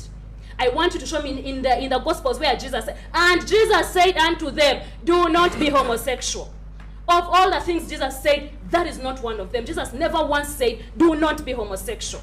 In Genesis, where God said and said and said and said, he also said so many other things that we are disregarding now. He said, don't eat pigs. We are eating them and very happily so, and growing fat on them. He said so many things that we have chosen to disregard because this is the one part of the Jewish culture. Yes. Homosexuality is not un-African. The thing that is un-African is homophobia. African culture is essentially Ubuntu, that we love and we respect all the people that we live with. We are because they are. Everybody who lives where you are, everybody who is your neighbor should be protected. And this takes me to the point about dramatization, that homosexuals are dramatizing their plight in Uganda. Yes. And for this one, I am going to get very personal. You see, my work at Human Rights Awareness and Promotion Forum is not as a human rights activist. It is as a lawyer. I give legal aid every day to homosexuals, among other people, who have been affected. Of course, we work on a lot of other people, but my particular interest is homosexuals today. And in 2019, that was October 4th, I was called, we were at a birthday party actually, celebrating and enjoying ourselves, and then I was given a call. A homosexual man in Jinja had been hit on the head with a hammer, and he was in critical condition. I went to Jinja on 5th, he died. I was in the ambulance with him when he died. I carried his body out of that ambulance. I put it on the stretcher, take it to the mortuary. We removed him from the mortuary and took him to his mother's house. And the reason why he died, a neighbor disagreed with him being gay. In November 2019, a young transgender woman was killed in Nansana. How? She was on a boda. She was a bit drunk. She sat on a boda. She held the boda man's waist, I guess, to stop herself from falling off. The boda man stopped somewhere and told her, get off. They put her on the ground with other border guys and they beat her with stones until she died, until she passed out. Then they laid her body on the ground and started riding their motorcycles over her back as a hump, because she looks like a homosexual and she tried to touch me inappropriately. She might even have tried. I would not laud her for doing that if she tried, but she might have tried. But she's not here to tell us what happened. The worst thing is that the man who led that mob walked to the police station and told them, it is true, and then he walked out. He walked into a police station and said he led the killing of a person, and then he walked out. It took years and money to track him down and force the police to arrest him again and then prosecute him. Why? How is that Ubuntu? How is that African culture? That you put somebody's child on the ground and ride motorcycles over his back until you liquefy his insides? How is that? How are we dramatizing this? How are we dramatizing homophobia in Uganda? Recently, I handled a case of a young transgender woman who was almost castrated. Two men grabbed her. She was walking on the road. They said that's the homosexual who lives there near the mosque. They grabbed her. They pulled down her pants. They got razor blades and they cut a long line from her anus along her perineum all the way to just over her scrotum up to under her penis, because they said, since you're saying you're a woman, you do not need balls. How is that human? How are we being dramatic when we say that that is cruel? It is targeting of homosexual people for no other reason than existing. Because nobody said that that person had grabbed a child and raped them. Nobody said we found her very busy having gay sex. Nobody said she hit on me and tried to gay sex me. They simply said, you're the homosexual who lives near the mosque, get down. How is that being dramatic? Homosexuals are being targeted. They are under genocide. There's a threat of genocide against homosexuals in Uganda. It is not drama, it is a fact. This is well documented information. Go to the HIRAF website and look at the violations report. It is well documented. No, I am still talking. Yes. Let her finish. We went to, you have all the time. I'm giving time to everybody. And I do not like to be interrupted, because I do not interrupt people when they are talking. Let's go to the idea of democracy. And Job, let me begin with this one, because from the notes you're passing around and your excitement, you look like you're about to embarrass yourself by talking about Article 8A of the Constitution. No, Article 8A of the Constitution does not provide for the right to health. I wanted it was introduced. Right It was introduced by the Constitutional Court in the case of Zehad and others versus Attorney General, where we were arguing that the right to health should be part of the Constitution and justiciable as such, that we should be able to take the state to court for violating people's rights to health. And the Constitutional Court agreed and said everybody, whoever they are, has a right to health as guaranteed under National Objective and Directive Principle of State Policy number 14B. And that Article 8A says those national objectives and directive principles of state policy apply as part and parcel of the Constitution over which we can sue the government. So yes, we do have a right to health as guaranteed by the Constitution of the Republic of Uganda. Has somebody now, about democracy, no, I am still talking. Yes. About democracy. We are saying that democracy is about the majority, but I am saying that democracy, Uganda is actually a constitutional democracy, which is very different from a rule by the majority. The constitutional democratic nature of Uganda requires that we are ruled by the Constitution of the Republic of Uganda. Yes. Article 79 says the Parliament has the powers to make law and blah, blah, blah, only in accordance with the Constitution. Absolutely. Only in accordance with principles that do not violate the Constitution. Yeah. The Constitutional Court of Uganda has said very clearly in the case of Adrian Joko versus Attorney General. Yes. That was about the Equal Opportunities Commission Act, where Parliament sat and debated and for a long time, and they said, you know, if we just say people can go to the EOC, those homosexuals and the like, they will also come. And court read the Hansard, they read that, and they said, to create a law that selects a class of people and creates them as a subclass that is not worthy of protection is unconstitutional, and it is wrong. It is a violation of the basic rights to dignity and to a fair hearing. That was the Constitutional Court of Uganda. And about rule by the majority.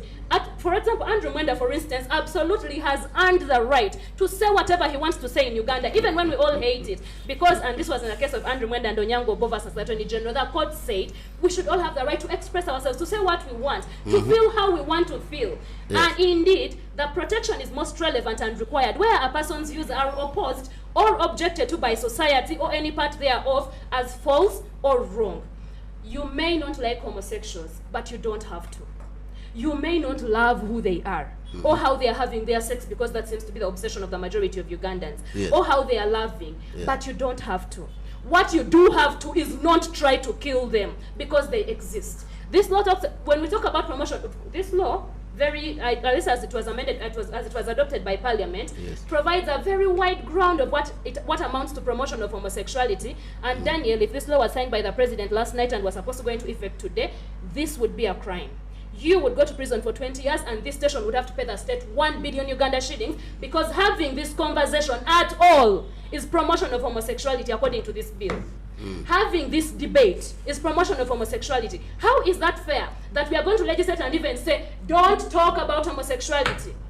I've been in some of those anti-sodomy, I'm not in them, God no, I do not have the emotional energy. But I have friends who are in those anti-sodomy groups, and they show me these messages on their phones once in a while. Do you know how much gay porn is being peddled in anti-sodomy groups?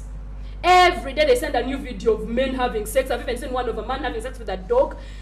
They are the ones who are peddling homosexuality. They're the ones who are forcing it down people's throat. Homosexuals have never come out and said, oh, here we are. You talk about pride, but have you ever seen a pride parade in Uganda? Gay people do not hold pride parades. There's actually no law that says don't hold a pride parade. But gay people in Uganda do not hold pride parades. We talk about the case in Ginger. Fortunately for you, we are actually involved in that case in Ginger. Those boys did not say any of those words. We have read their statements. Of course, the police enjoys saying that. I do not know where they're getting this information from. Yes, it is true that those boys made a gay sex video. And that, yes, they have been having, maybe it's even true that they had a group sex party at some point. But in December of 2020, I remember very clearly, when the police raided some house in Chireka or Chira for a sex party. That sex party was not for gay people. It was a very heterosexual sex party. So sex parties are also not a gay thing. They are not a gay problem. There are so many things that we are ignoring when they're done by heterosexuals. But when it comes to gay people, oh my God, the world is about to end. Let's kill them all. Gay people have refused to give birth to children. What about nuns? Are you going to kill them also? Are we going to kill priests because they don't give birth to children? And to be clear, gay people do have children, because when you are gay, just because you are gay does not mean that your biological organs refuse to work. So why even if you are a lesbian woman, you can still have a child. Justin, we want to move down to let me just conclude this about the health perspective, because that's very important. You keep talking about, of course I had the conversation about around intersex people and how one system is dominant and another. Intersex people are not intersex because they have a vagina and a penis and a uterus and testes somewhere. Intersexuality is so broad and so wide. It's about physical characteristics, yes. It's about the gonad. It's also about internal chromosomal makeup. So people are interested, which I wanted to understand. But that's my area of specialization. And if you want to understand it, ask me outside of this program before you debate it without understanding it. This is my major problem with anti-homosexuality campaigners. We are debating things we have not taken the time to fully understand. I have told you I'm a specialist of biology. Let us have a conversation about intersexuality when we are done here, so that you can understand that people are who they are by nature. They were born that way. Many homosexuals are celibate. They are choosing not to have sex. But you guys are conflating the idea of homosexuality with having anal sex. We think that homosexuality is a sexual act. It's one thing you do now and you are homosexual. Homosexuality is not about having sex with a person of the same sex. It's about orientation. It's about saying that this is the person who attracts me the most. That I would look at Job and be like, but I look at Dr. Stella and I'm like, wow, okay, God created. It's not about me having sex with Dr. Stella or even necessarily wanting to have sex with her right now. It's about the fact that she attracts me spiritually, emotionally. Job, let me go to Job, but I'm going to direct the conversation a little bit. Before you direct the conversation. No, you have your notes, so you'll be allowed to respond. Do you know that there are, because your argument at first was about biology? No, therefore. Do you know? Yes. But do you know that there are men that are having anal sex with women, and it's increasing? And before we went to before I came for this, I've done investigations and stories about sex workers in Uganda. And there are many sex workers in Uganda that will list all their services and also include anal sex. And I'm talking about female sex workers. So it is happening. And another thing that I want you to respond to is the things that she says about people being killed. I'm going to respond to I feel that even if we use the Bible, there was a similar issue with the lady that was going to be stoned to death. You know, according to the law, because when the people came to sir. Jesus, I don't like quoting the Bible because I know my listeners are from very many different religions. Please. But I'm just going to use that example because many people here on this panel have used it, Yes. and I want to pose that question to Yeah. you. Thank you The very woman was, according to the law of that time, she was meant to be stoned to death, and Yes. the people came to Jesus and told him Yes. that according to the laws of our forefathers, Yes. this is what we are supposed to do, and he did something totally different. Yeah, thank you so, very much. Thank please you very respond. much. First of all, I want to request my sister that debate without emotion. No. Like I a cannot. lawyer, like a lawyer. Cannot I have debate seen without you emotion emotional. Because unlike you, I am not an uninterested party. So- this is so- our life. This Are you a concerns our homosexual? lives. Are you a homosexual? That is No, none it's- of your it's- business. again, I But say do not we- ask me we are to not- be we are an not The asking- answer is yes or We no. are not refuse asking to be an personal. emotion. We are not asking personal questions, Honorable You're not Matua. answering Now, my- now, Yeah. let me tell you. We are not Now- asking personal okay, questions. Thank you So very just much. make Thank a you very submission. much. But I think it is of the viewers' benefit that when we are here, we debate without emotion. I don't think that. And I well, want to assure you, a politician like me has thick skin enough. Honorable to Matua, dispute emotion. you need to Now, submit. Let me submit. Yes. I told you that homosexuality is official US policy. You ask me something. Look at presidential proclamation made on 31st of May, 2011. Presidential proclamation. Did that proclamation say that they need Now, to depopulate you wanted a Africa? you wanted a reference. Yes. Now it can be followed. Yes. Now I wanted to give information to my brother, and this one, which you push forward. I want to give you that information to you, to my brother, Mr. Alenyo. I agree with you. Our Attorney General is a very embarrassing person. He did not only embarrass in those two cases. It is the same Attorney General who issued a wrong legal opinion to the effect that he wanted Mr. Biarugaba Richard to be reappointed for 5 years after reaching retirement age, which is illegal. And I will Kayode come to told that. me No, you were a going to moment, bring in a corruption moment. things. Please, no, look here. I wanted to inform him that besides those one, there's also another case where he has erred. Then to inform my brother about culture. My brother talked about female genital mutilation in Sebei. Whereas Sabini, we are cutting off the clitoris. In Buganda here, they prolong it even longer. Have you seen that? Yes. Why have we not complained that the Baganda are doing No, it was actually the Minister of Is Ethics it- and Integrity is it- complained about it and it- had started a is it- process is to it- actually is it- also to stop the elongation, and the society refused. No, please, look. Yes, the society refused. So that one at least will stay.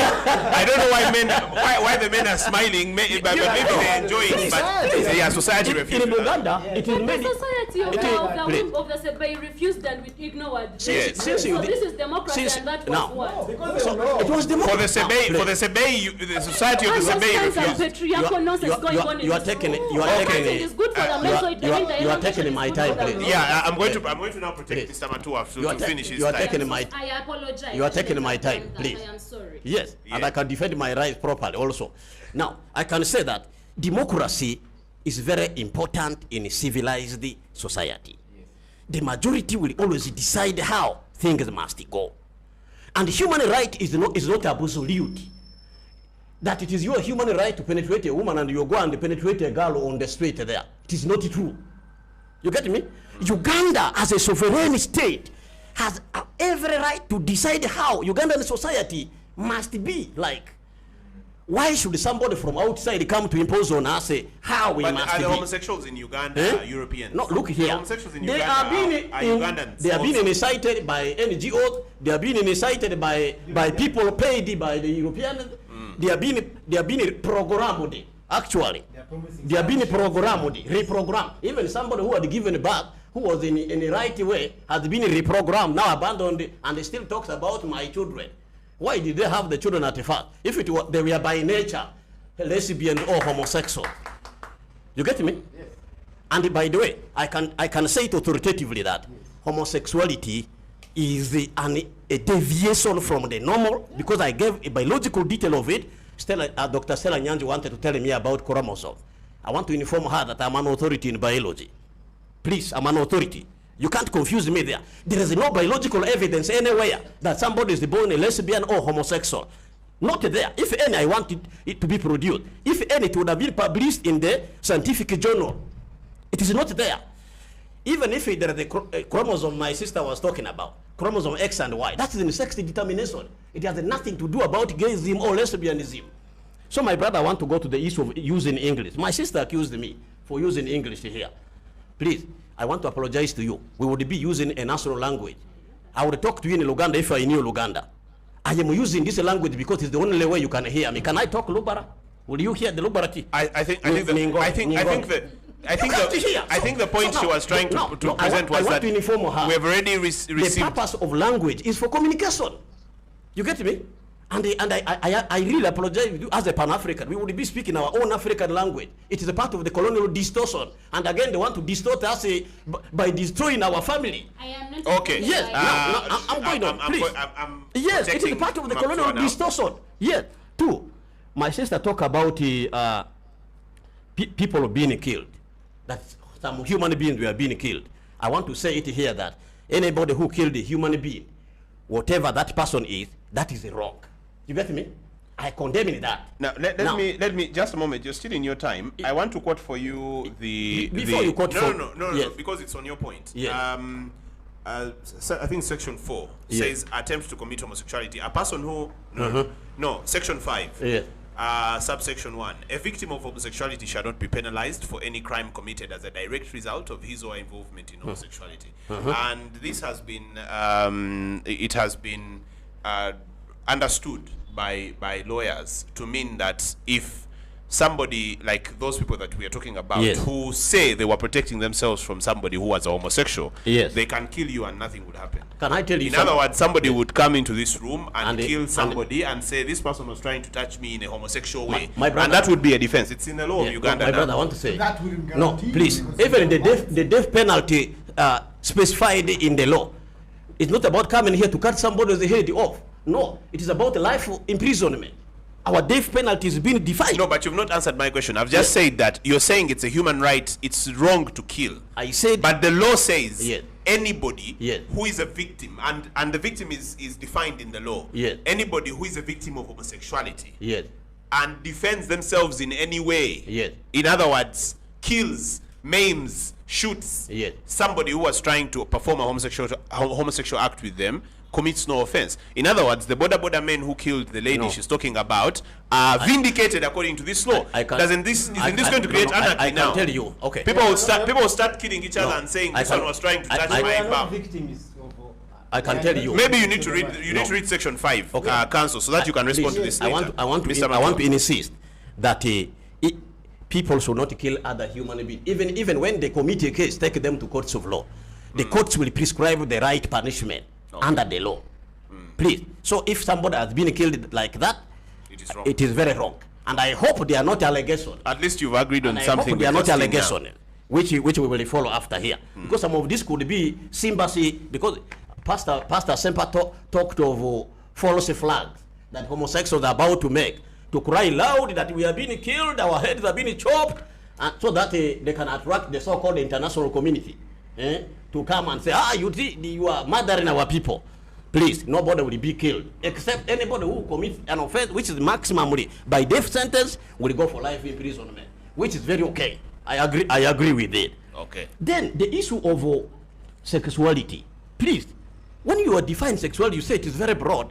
It must not exclude the nature aspect of it, the biology. My brother said homosexuals are by nature. Some about they trying to induce you, who is a man with the penis and the testicles in the scrotum, that you begin to behave like a woman, even if it is by surgery, even if it by injection of extra female hormone or estrogen in your blood. I can tell you, by nature, you are a man. You will never ovulate, and nobody should try to confuse you that you are a woman. So therefore, homosexuality or lesbianism is a deviation from normal. Now, I want to underpin the thing, and I want to underpin my argument. Now, if this thing has been existing, Madam Justin, as it has been said, why are we having people funding it? Why don't they fund heterosexuality? But you know, they also fund maternal health. The second question they fund maternal health too. The second question at least fair. Who are those funding, and in whose interest? That is the political question. In whose interest are they funding? Okay. You get me? That is the second question. The third question is, just let us be very basic. You get me?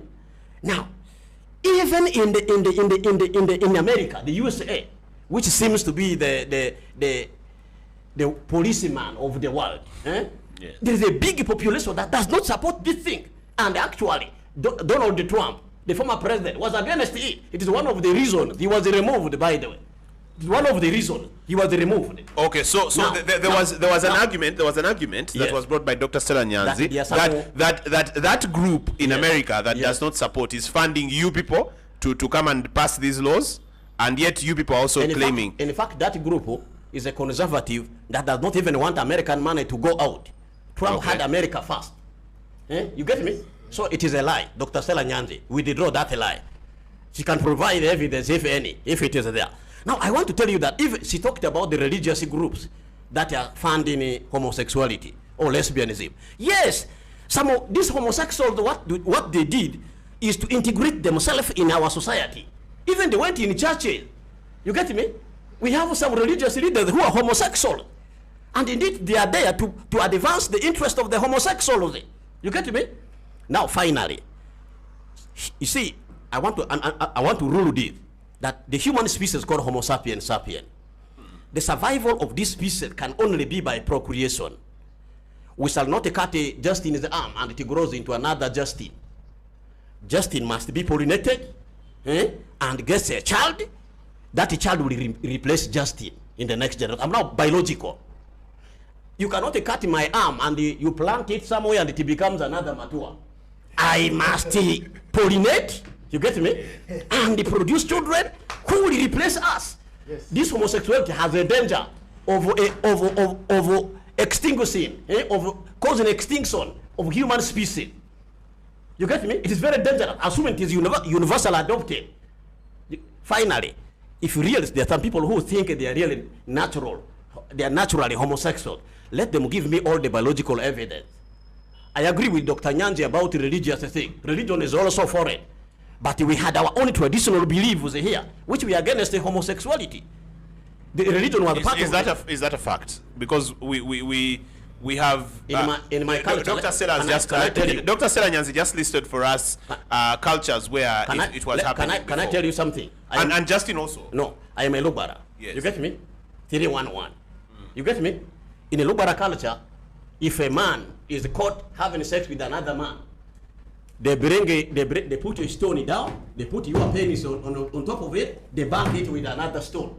The punishment was very severe. So, in fact, the majority, even what the Baganda were doing, they were doing it illegally. It was not a formal cultural practice. If any, how was it in your clan? You Okay,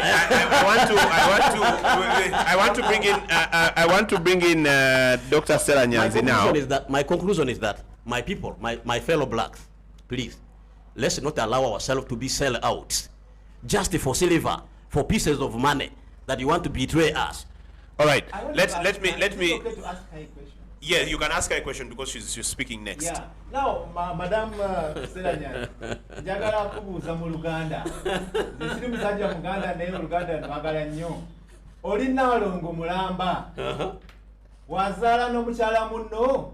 But that's a personal question again. We are not. It is in her discretion to answer that, Yes. because it's a personal question. I was not going to take I personal needed that, questions. my brother. So let's have Dr. Stella Nyanzi now Okay, speak. Thank you very much. Thank you. Right, nayanziza nnyo ndi Nnaalongo nzaala Katone Waswa nzaala ne Kigongo. In other words, I'm a mother of twins in Buganda, and that institution in Buganda is a cultural institution that is protected by the Baganda. We are given sexual license, which several other cultures in Uganda may not revere and uphold. And so, because I am a Muganda, and Job said to us, he's a Lugbara, you are underscoring the very fact I wrote, I spoke about when I started. And I want to turn to what I think his name is Isaac Kayonde said when he quoted to us the memorandum, the first 2 pages, where the objectives or the principles of the bill are mentioned. And good for me, I have a copy of the first version of the bill as it was tabled by Asumani Basalira. I also have the amended version. And part of the principles of the bill, the objectives, Part C talks about protecting the cherished culture of the people of Uganda, legal, religious, traditional, family values, against the acts of sexual rights activists seeking to impose their values of sexual promiscuity on the people of Uganda. So protecting the cherished culture of the people of Uganda assumes that there is one cherished culture of the people of Uganda. As I said, I'm a Nalongo. Even within Buganda, there are particular cultural rituals that are allowed to some clans that are not allowed to others. There are some that are allowed to the Nalongo, which are forbidden by custom to other people who are not Nalongo or Salongo or Balongo, right? And so when we talk about cherishing culture, it has to be cultures of the peoples of Uganda. We must not assume for any 1 minute that there is one culture, an African culture, an African essence, a Ugandan culture. That is rubbish and hogwash. And I think that minimizing Uganda's diversity must be abhorred by any person who understands the cultures of the people. And I'm an anthropologist. This is my specialization. I want to talk about, again, the example of of FGM that was raised in relation to the Sabini people. And I think it was Job who mentioned labia elongation. The World Health Organization classifies 4 types of female genital mutilation. Class 4, right, includes labia elongation, adjustments to the labia, because of reasons around pleasure and women's pleasure. Many Bantu speakers, starting from the Ankole where Museveni is, where Janet Kataha sits, labia elongation is a cherished practice of the people of Uganda who practice labia elongation. We do that. But in the case of the Sebei, infibulation or taking out incision of the clitoris was refused. Cutting of labia was outlawed in Uganda. So when we talk about cultural rights, I think I want to return to the point about the constitution that was made earlier, that the Constitution of Uganda is the Bible, is the leading law, is the principal tool that should be adhered to when parliamentarians are legislating for Ugandans. That's the first point about culture. Dinalongo, Nazala, Nessalongo. I don't have to be a chicken or a cow to fight for animal rights. I do not have to be a forest or a lake to fight for environmental rights.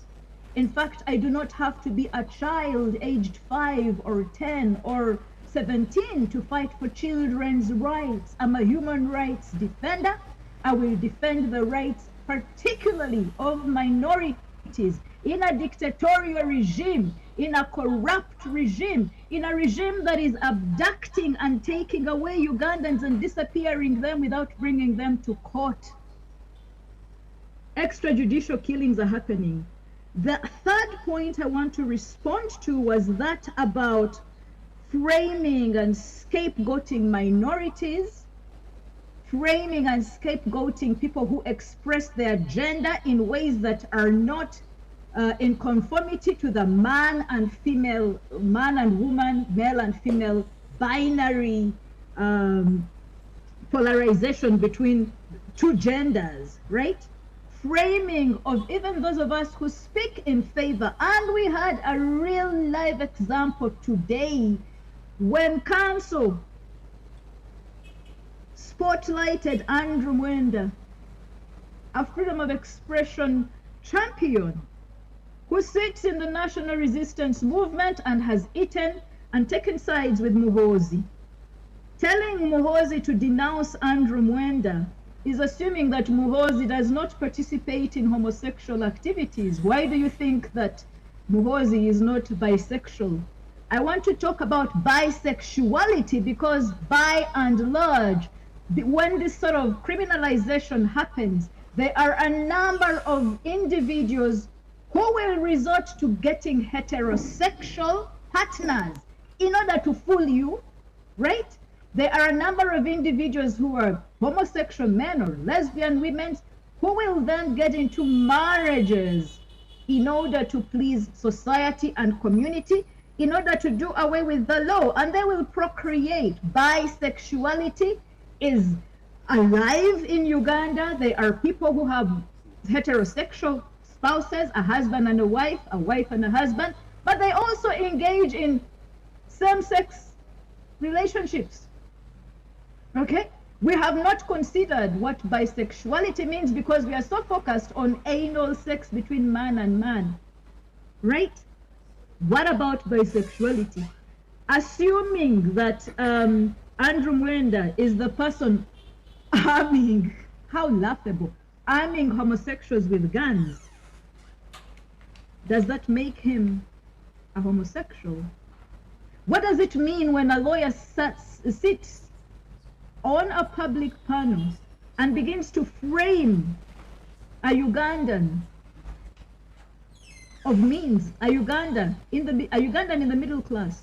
What will happen to several other Ugandans who do not have the means of protection that Andrew Mwenda has? Many of us have been victimized already, scapegoating and framing of any individual who does not agree with this homophobic rhetoric and discourse is going to happen. It's already happening. We have seen Muslim sheikhs and imams calling for the murder of anybody in their imagination who is outed as a homosexual. You don't have to be caught in the act already. We have had pastors calling for the murders of same-sex loving people. So what does it mean when we get these scapegoats? What does it mean when a law is encouraging and whipping up homophobic hate in society? I want to thank very much Comrade Justine Barrier, who has given us live experiences, even before the passing of the law, of real individuals, Ugandan citizens, your sons and daughters, your brothers and sisters, your fathers and your mothers who are being targeted and murdered because of assumptions that they could be gay. They look a bit gay. I also want to talk about the rule by democracy, rule of the majority. And again, I think it was Justine who highlights that it is constitutional democracy. I was asked about if the majority have decided, and Daniel highlighted the reign of apartheid, or which we call apartheid in Uganda. Apartheid in South Africa was the dominant form of rule, and black people were oppressed, subjugated, subhumanized, dehumanized even as second-class citizens, because the majority white population in government deemed them an inhuman, a subhuman race. Apartheid was the dominant mode of governance. I live in Germany, and while the apartheid example is common knowledge, we also know about the Nazist Holocaust, right? The majority ruled under very fascist Nazist regime where minorities, Jews, homosexuals, black people were murdered by government. And so rule of majority, I mean, slave trade is another example, apartheid, the Holocaust, those ruled by majority does not necessarily mean that it is right. And I think for me that we have to think carefully about what we are doing as a country. There was the issue around who is supporting what. And I was asked about about funding specifically, I was asked to highlight if I know any Americans who are funding the anti-gay lobby. I do, as a matter of fact.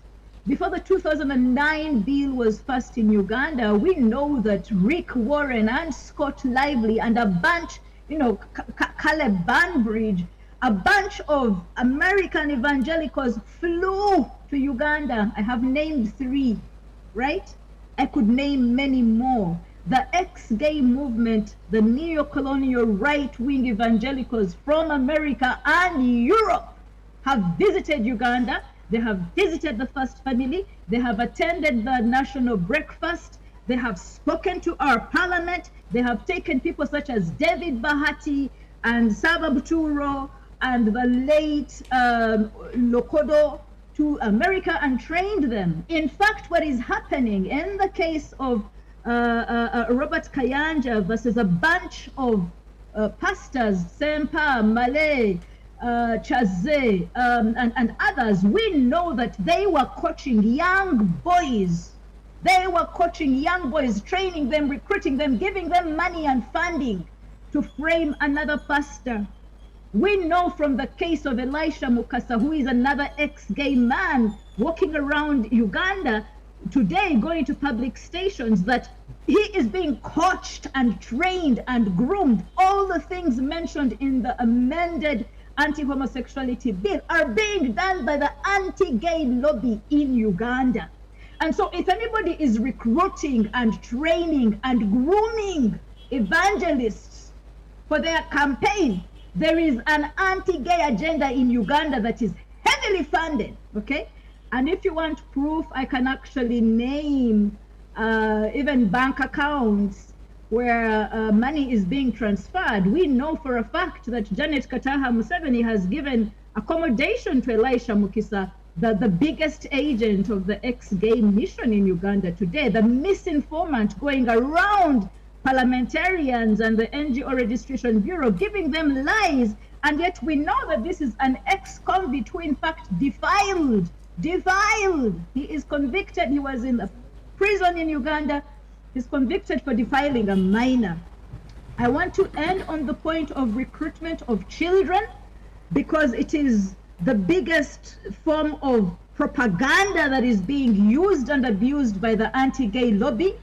Recruitment of children is happening in schools by heterosexual and homosexual teachers under the watch of Janet Kataha Museveni. The education minister is Janet Kataha Museveni. She's responsible of education in our country. Who is doing the recruitment is a question that has to be answered. It is mainly, and I think that Fox Odoi, who is one of the 2 people who signed the minority report, he quoted from the annual police crimes report, and the biggest percentage of pedophiles, of defilers, of rapists of children in our schools are heterosexual teachers, not homosexuals. Homosexuals are being framed. The biggest mistake that has hyped up so much hatred and animosity in Uganda is this confusion, this misconception, this conflation between the rape of children and adult consensual sex between a man and a man, or a woman and a woman, or transgender people even. And so we must teach Ugandans, we must teach our parliament to differentiate between pedophilia, the abuse of children, the sexualization of children, the rape of children, the defilement of children. We must distinguish this categorically from same-sex consensual agreement by adults. All of us in the sexual rights movement in Uganda are opposed to the rape of children. If Uganda wants to address the defilement and rape of children, the statistics have shown us that thousands of defilers are heterosexual teachers, heterosexual predators Why then are we focusing on 83, you know, thousands versus 83, just 83 same-sex, non-consensual relationships with minors? If we want to address the recruitment of children, first we must dispose of Janet Kataha Museveni as the Minister of Education. It is her responsibility. Secondly, we have to look at heterosexual defilement, which is catered for in the laws already, right? Instead of scapegoating a minority group of same-sex adults who choose to love differently from us. Thank you very much, Daniel. All right, thank you so much, Dr. Stella Nyanzi. Now, we want to move back to Kayonde. Isaac, you know, there is a challenge in the law. You know, Justin just told me that if this law was passed yesterday without my knowledge, if the president signed it today, I will be picked together with the entire staff and producers of 24/7 who produce this show. Is it right to criminalize media also for airing alternative views? Because that's what we do always. We are always airing the underdog's view. We are always giving, we are actually told to be the voice of the voiceless. Now in this anti-homosexuality debate, because homosexuals in Uganda are a minority, it looks like they are the voiceless, and therefore we have to give them a microphone. Your say on that. Well, but you can also respond to Dr. Stella Nyanzi's a lot has comments. been said, and a lot has been directed to me personally. I will first, I'll first address Justine and Stella Nyanzi. Stella Nyanzi talked about me quoting culture. I was very clear from the word go that I was, the arguments for culture, religion, and all that, I was going to be, I wasn't bringing my arguments based on those things. I was talking about the society of Uganda that is governed by the Constitution of Uganda. And that is where I was focusing. I was not quoting Bible verses, I was not quoting tribal practices. You are quoting the Bible of Uganda, which is the Constitution. The Constitution. Good. And I was talking in that regard, right? So if we directed this argument or this discussion around the Constitution, I think then you would see the voice of reason in understanding where we, the majority, come from, right? So I in the words of Andrew Tate, I don't know whether you know that guy. Yes. I'm not anti-gay, I'm not anti-homo, I'm not anti-anything. You get? Phobia is a fear. I don't fear none of them. What I am anti is you subjecting your world view, your minority view on us, the majority. I'm anti you feeding my child with knowledge that he can be anything he wants to be and do anything. I am anti those things. I'm anti-ideological about it, right? Now, to address Justine, Justine was talking about cases and she was very emotional about it. And I was very emotional and I was watching her and I could honestly, genuinely feel the pain and emotion in it. I don't have to be gay to understand what she's describing, right? But in the same light, I will tell you that there are numerous cases that you look at, child with ruptured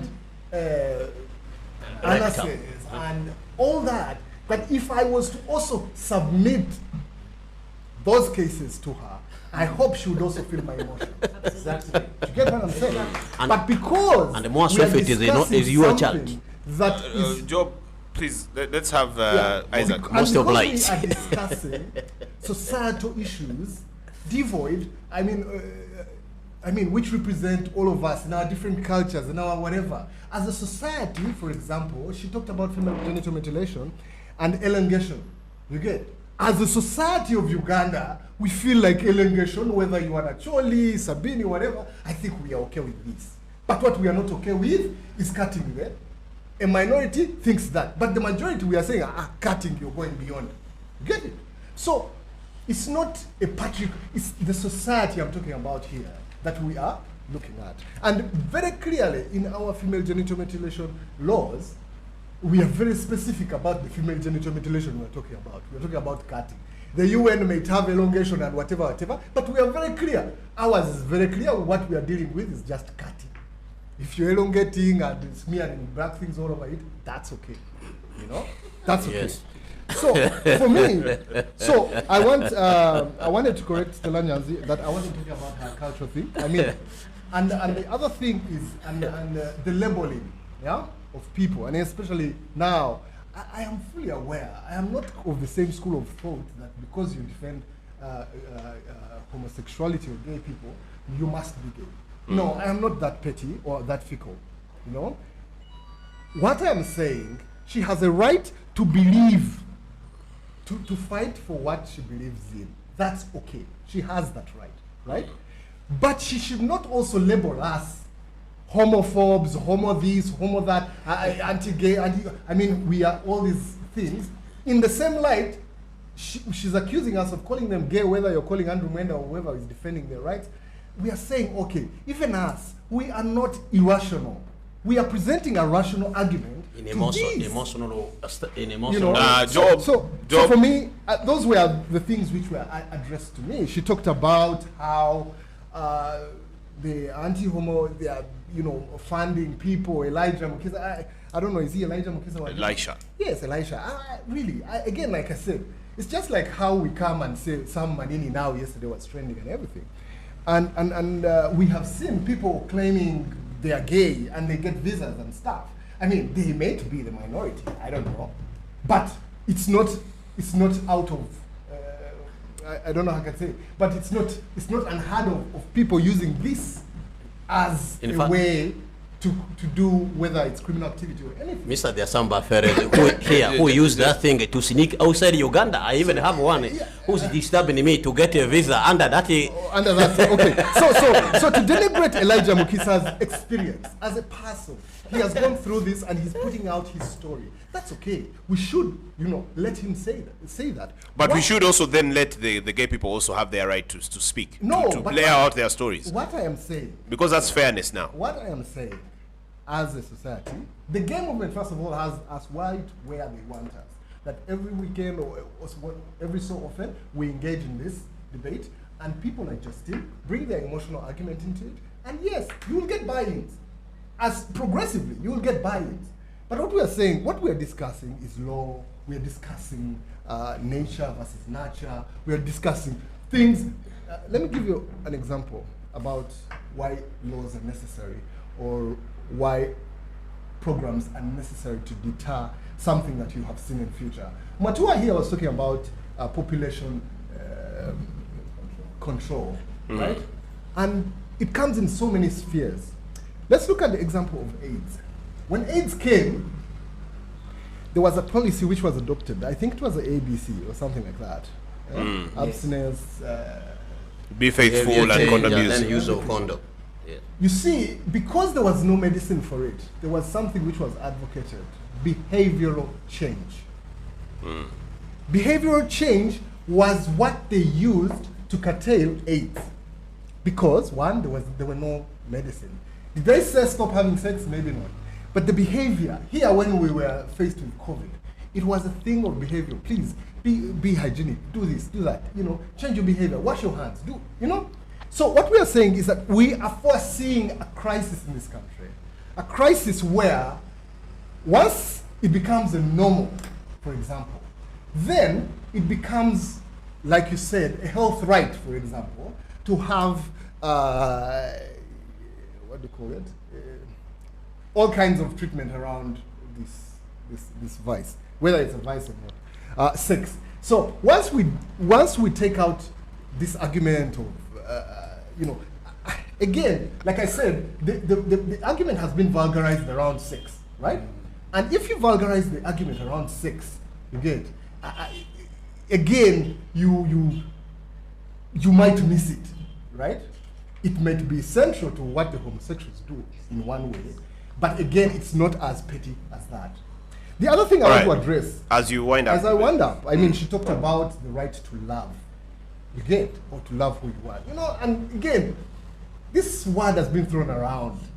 Who defines love, and how do we define love? So okay, it's defined by the person who is in love, isn't agreed. it? So yeah. Does it mean that if I could love my tree, like I know people who love their forests and whatever. For men, yeah. for men, four men loving each other in one house, is that a greater love?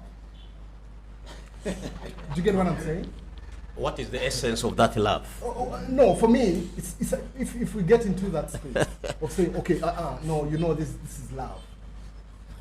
So, four men, imagine, we live in one house. Oh, we love each other. So this is the ultimate love, that you must love up to that point. So you see, those are things which are neither here or there, you know.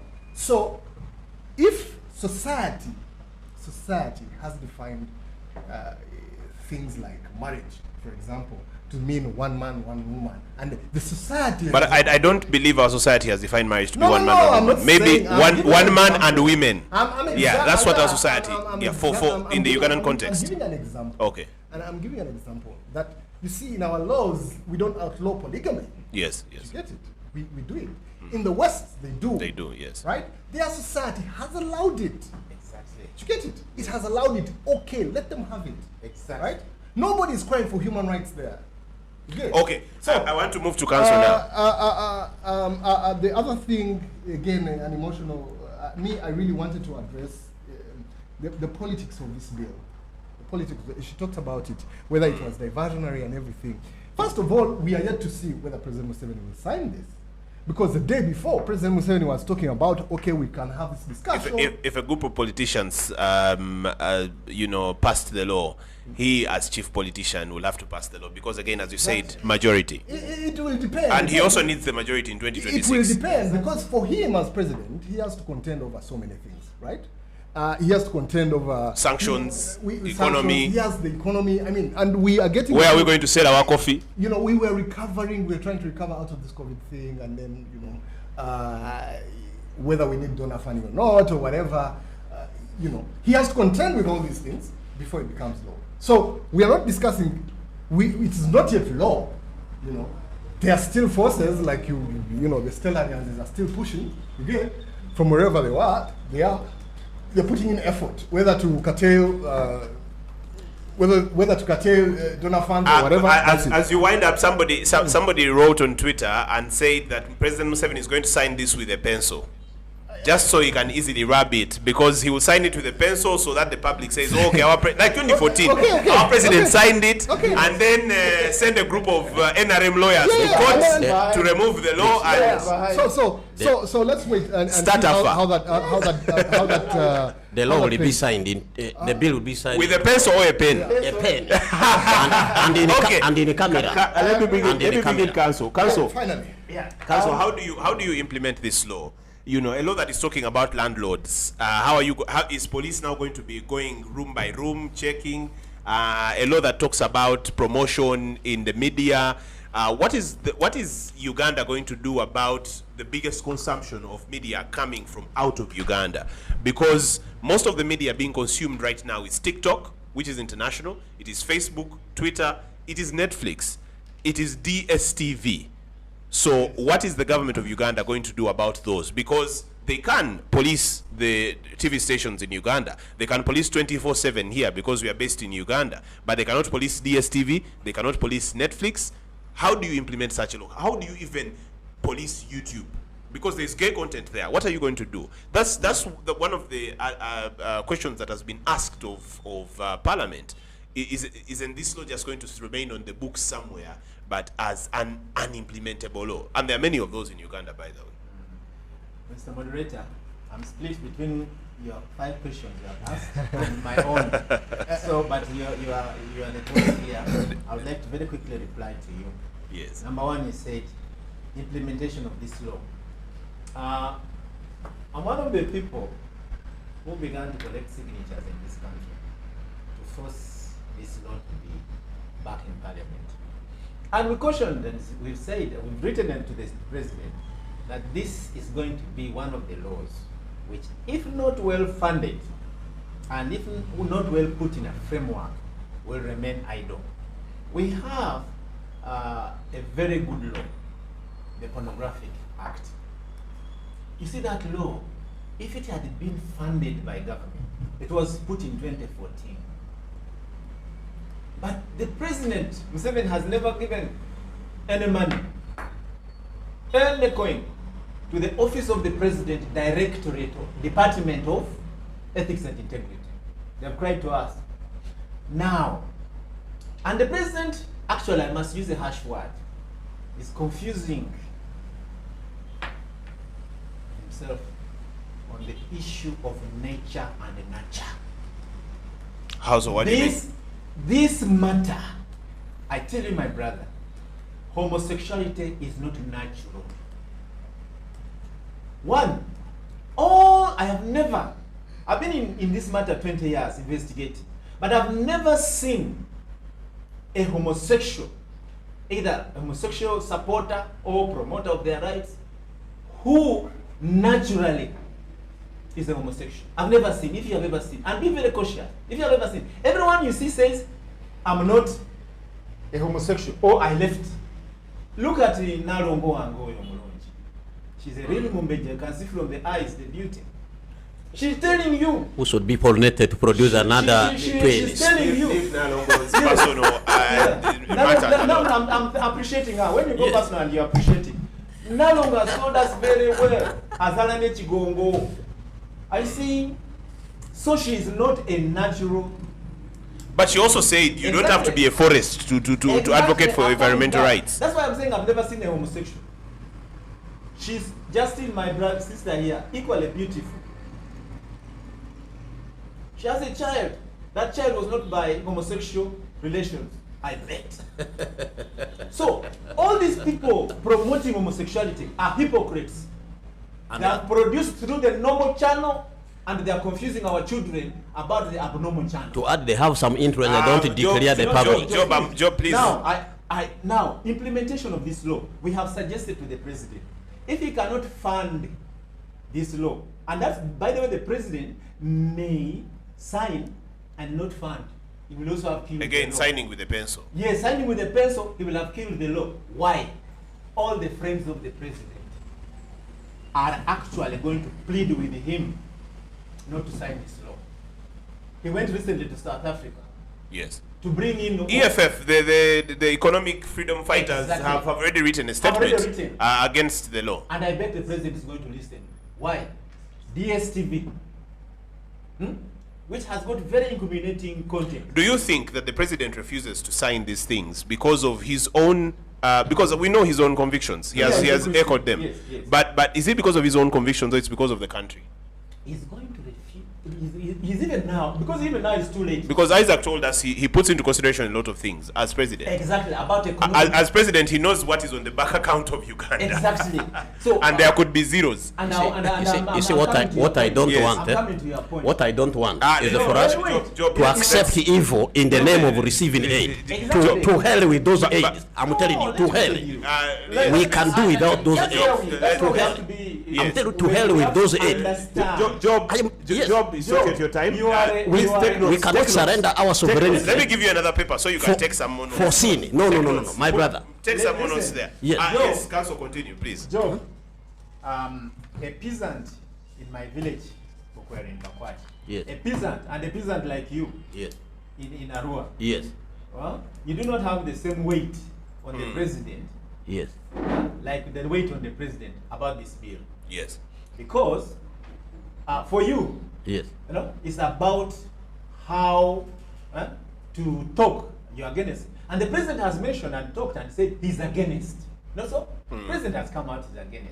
But what is going to fail is here where you have raised the first question, on the implementation. We have in this country, the people president has brought in as investors. Okay? Yes. And those are the same people bringing these values. Do you know that every investor here who comes with his money first seeks protection from the laws of the country? We have the case of Aya investors who went wrong against the girl. Yes. Do you know that how they were protected and that case died? Even as we talk about homosexuality here, all these investors, they have an assurance and protection from the highest level. Doesn't that then prove that Uganda is not in a vacuum anymore? Exactly. That So we are in a globalized world, therefore. I'm giving you an example. So that brings up the question that Justin was asking: Let- whose culture and whose norms are we talking about? Two, do you know that, as you have said biologically, homosexuality is not possible between a man and another man, except with lubricants. Now, Uganda government, under an agreement with the USA, and this is documented, actually the lubricants homosexuals have been using in Uganda since 2009 has been imported under Ministry of Health, MAPI Clinic. See, so we are going. The English say That's why I'm saying this is the new imperial and the new colonial agenda. But Can you now confirm that? my question is, Yes. whose ministry of health is this? Because you talk about imperialism and Yes. white people. This is our own ministry of health. Yes. Is the minister of This health is the European? Minister of Health. This is President Museveni, your Yes. chairman of the party. So you cannot keep saying that it's Yes. coming from the West. And that's what I also tell you this. I also want Yes. to tell you this. You see, you know. So maybe the When Ministry you of Health mention- has understood something that we have not yet When you understood. bring it to them in writing, this MAPI clinic, check all over Uganda. There are MAPI clinics. These are people. You know, the homosexuals. Again, accusations, counsel. Not accusations. You should not accuse people who cannot defend. Accuse anybody Do here. you know what? You have No, five panelists that you can accuse, including myself. MAPI clinic is not a person. MAPI clinic are clinics which the government established in all hospitals under the American sponsorship and funding, and they provide the so-called health to homosexuals. And in the process, lubricants. They distribute surgeries, lubricants. My question now to you would be: don't all Ugandans deserve to get health? But also, I think you have not Yeah, yet I'm touched coming your to you. points. I'm You're still coming- responding to my questions, but Yes, you haven't yet reached your point, and yet your time is coming is coming to an end. Yeah, it is you who has given me this. Now, Section 5.1. Yes. I tell you, the media houses should not be in a panic about 5.1. You know, like what you did when I mentioned about Andrew Mwenda. You gave me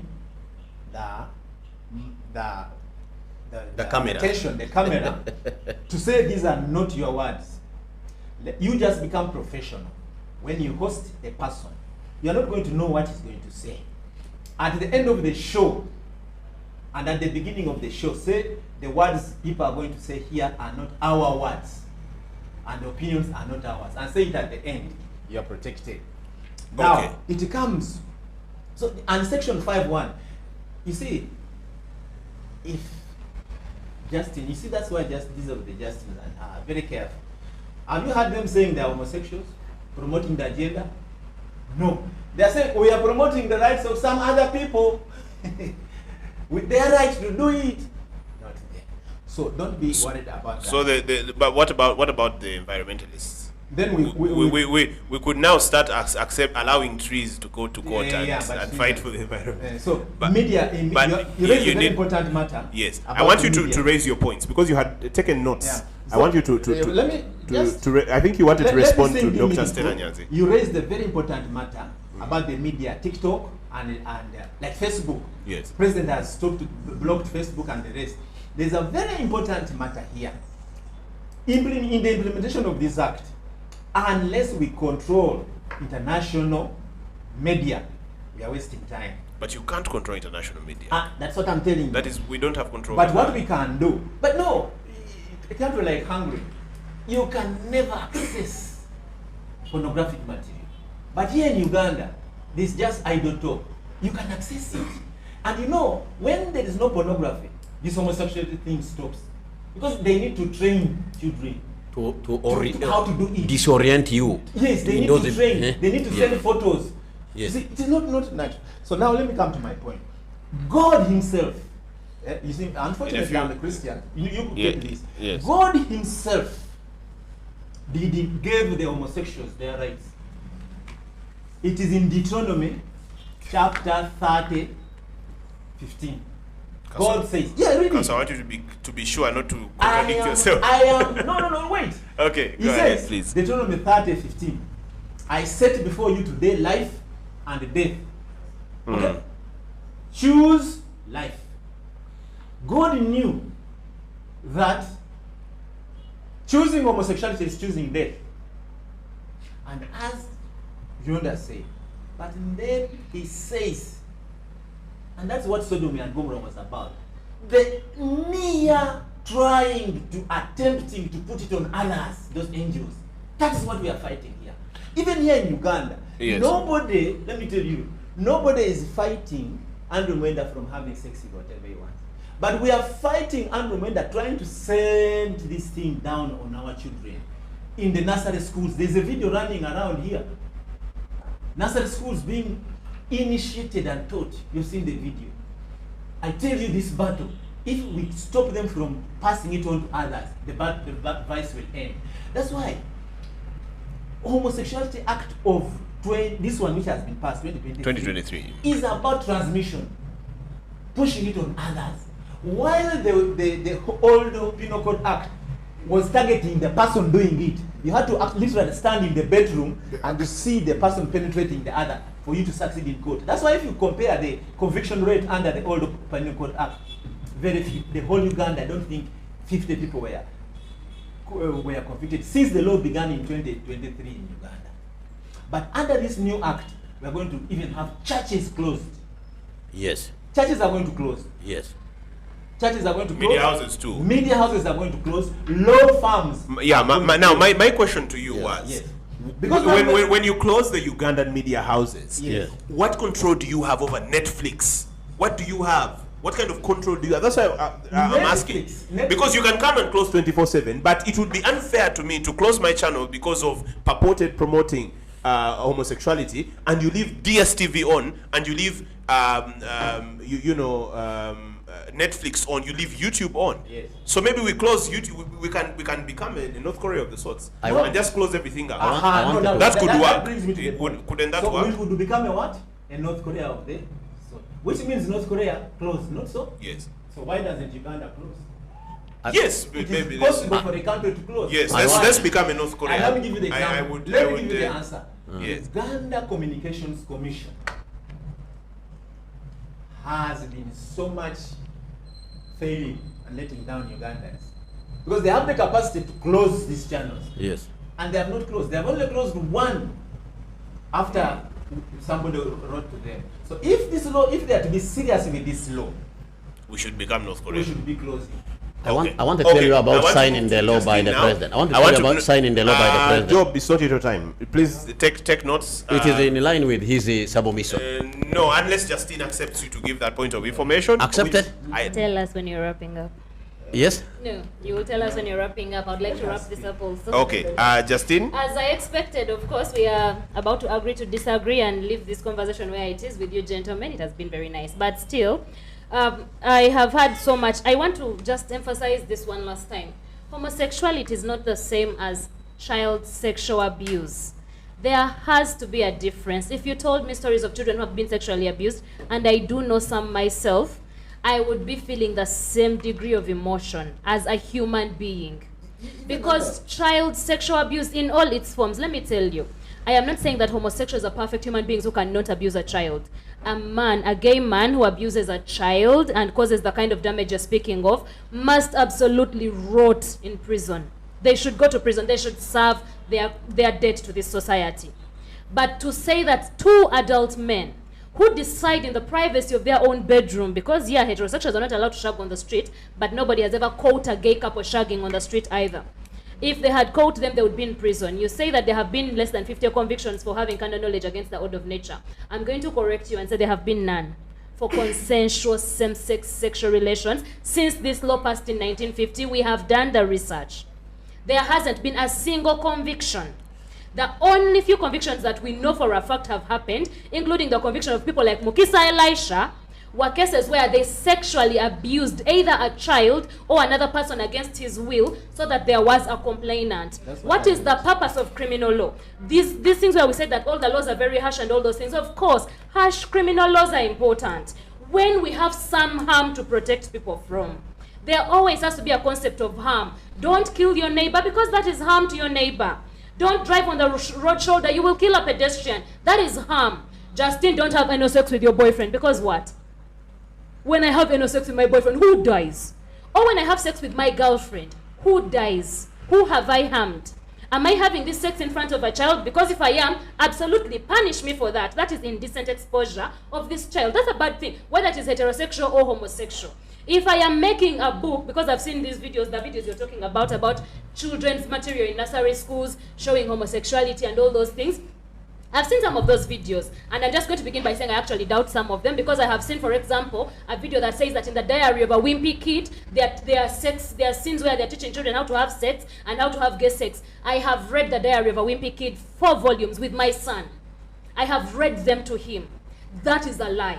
There might be books, that's true. There might be books that have inappropriate child material, and they should be banned, because the sexualization of a child for any reason is wrong. It should Whether not be heterosexual allowed. or- Whether or heterosexual or homosexual.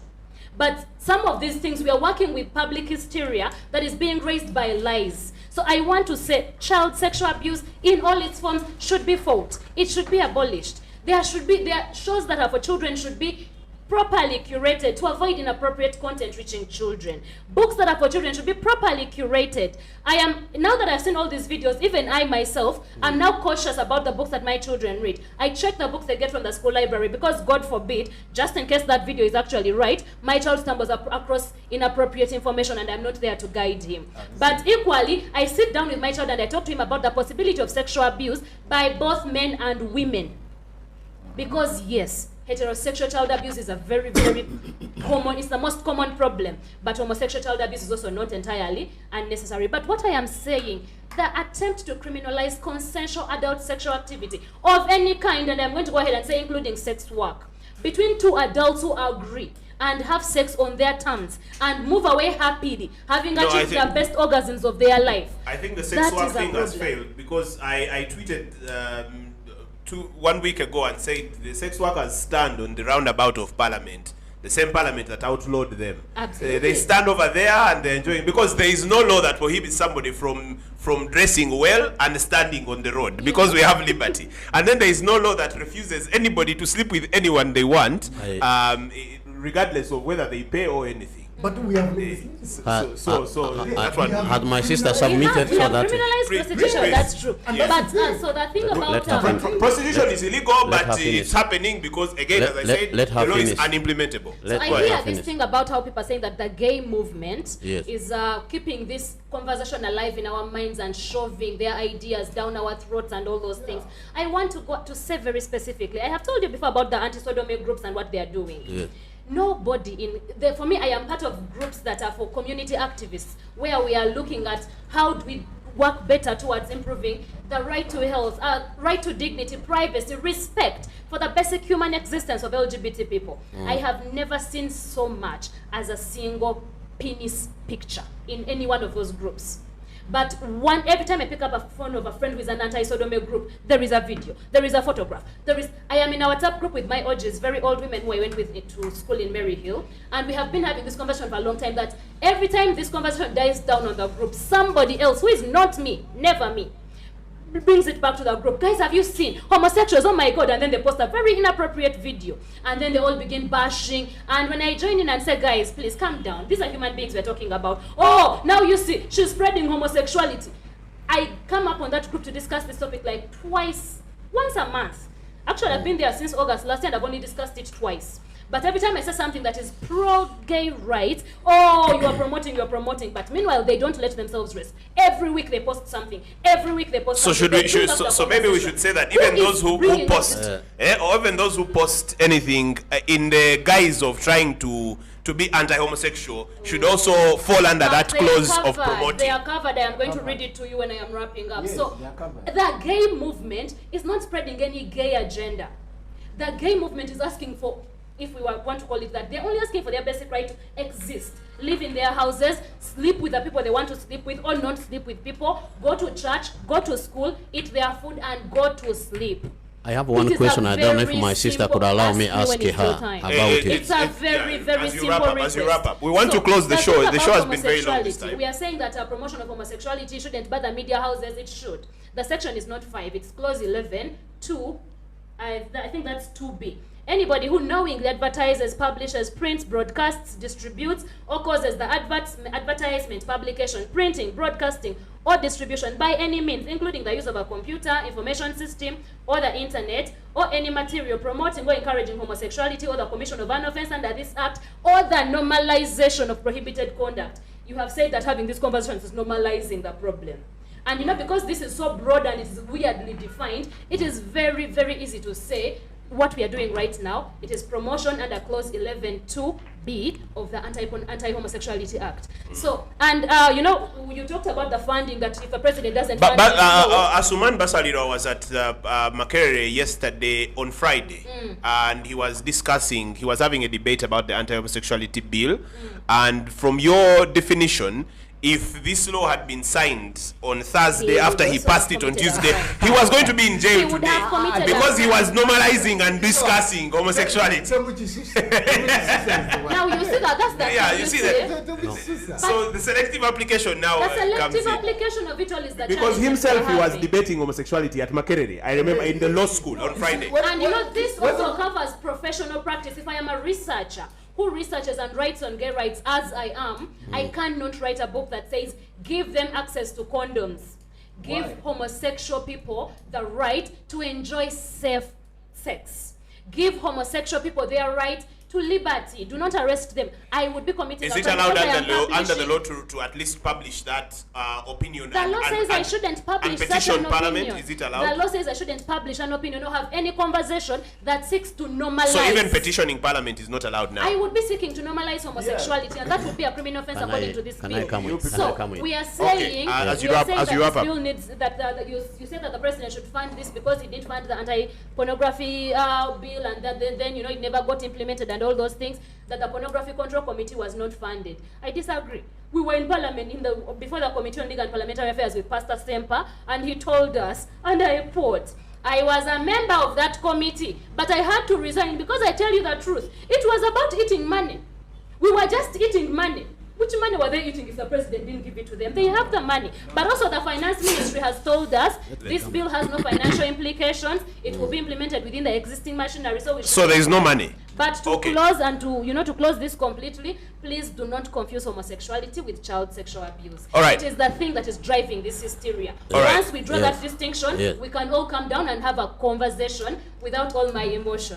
Job Richard Matua, thank you Dr. very Stella much. Nyanzi, then Isaac Kayonde, and then we close. We've really gone we've gone over time, and there are so many questions on Twitter. Yes. I will try to find a way. I think I'm going to ask Sharon, one of my producers, to get me a phone so I can read some of the comments. There are so many people asking for microphones, but we can't give them microphones. There you go. First of all, I want to thank you very much for bringing this debate. I want to inform our viewers and the listeners that I am an acid-tested and award-winning Pan-Africanist. And consistent with my political ideology and modus operandi of a better Uganda for all, I want to draw a conclusion. One, about signing of this bill into law. It will be signed. I want to tell you with a pen or a pencil. If the 2014 one was signed with a pencil. Listen to me. I don't think there is any signing with a pencil. That one is your only creation. The bill will be signed into law. If the state was against the bill, then the cabinet minister will not be free to debate it. The bill will be signed into law, and anybody who goes to court will never annul this bill, this law, and the law will be in existence, and it will protect our society of Uganda. Two, if the president refused to sign under pressure from the evil Western world, I want to repeat evil Western world, because me and you fought with them in the African war in Ethiopia. Yes, we agreed on At least we fought together. Yes. You saw how the leader of democracy, USA, wanted to overthrow a democratically elected government. The evil West, if they intimidate the president, the bill will come back to Parliament, and there is a provision within the Constitution that if it goes back to the president for the second time, it will go into a law without the signature of the president. And the people of Uganda will defend the law at all times because they are the majority. Three, about the issue of Western influence in Africa, please, we are tired of this. Every time these people think that they are the one who knows the right thing for us, please, we are saying no. You came and confused us during the previous pre-colonial era, colonial era, and you cannot continue. You must stop here. We have taken a decision that this is wrong. If the homosexuals here feel uncomfortable, Madam Justice, help process for them visa. Let them go to those worlds. Yes, let them go if they are threatened to be safe. Let them go to the safe haven. You get me? Then, four, the issue is this. Homosexuality is not by nature, whether it is an adult or not. I waited for you to debunk my biological explanation. Anus is for excretion of undigested food material. It is not to insert penis there. Penis is to be inserted in the vagina. It has the structural formation to withstand the abrasion. So don't tell me that somebody is immature and can accept to go against the nature and we should say it is normal. There is no absolute right. That is abnormality, and we want to tell you, even if you are adult, that you are doing a wrong thing. It is within our right. It is within our social right to correct you and accept it. So homosexuals are deviation and they must accept. And I want to look into the camera and tell them, please, we are ready to rehabilitate you. You have been disoriented by the evil imperial Western world people, and we want to really reorient you to normal. And I believe it is very possible to reorient them. Then to you, my friends who are in the media, don't sell it out. Yes, I know my people, especially when it comes to some section of some people in Uganda. Yeah, when it comes to money, somebody can even sell a child just for money. We would rather die poor than your AIDS. I can tell you, Uganda gives more money to America than America gives Uganda in the name of aid. Can I tell you why? You go to American embassy, look at the amount of money people pay to access the visa. How many are declined? Compute it for a year. In fact, Ugandans, they pay more money in American embassy in the name of getting a visa than what America gives Uganda. Then they come and tell us they are giving us money. To hell with your money. Take the money. I think Honorable Matua, you're also getting now emotional. I'm not emotional. I'm telling you this. These figures will be challenged. Please. You know, people are listening, including my brother, including people from the Ministry of Finance. I can tell you, go and do research. Are you with me? Compute the amount of money Ugandans they pay in the name of accessing a visa, and then compute with what Uganda received in 5 years from USA under USAID. You get me?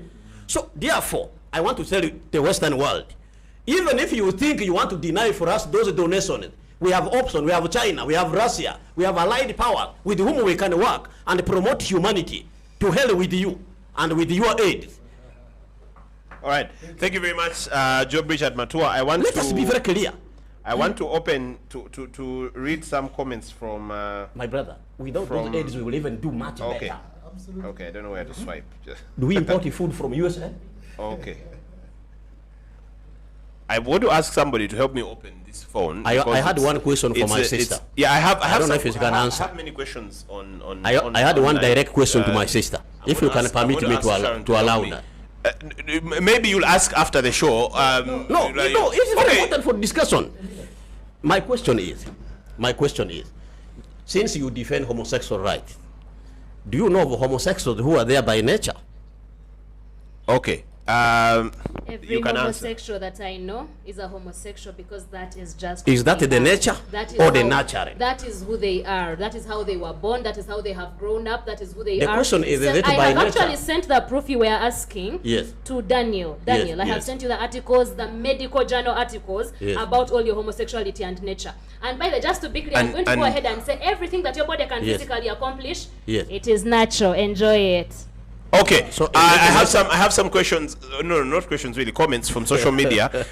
Joan at Joan AFC says, "Why is that man angry?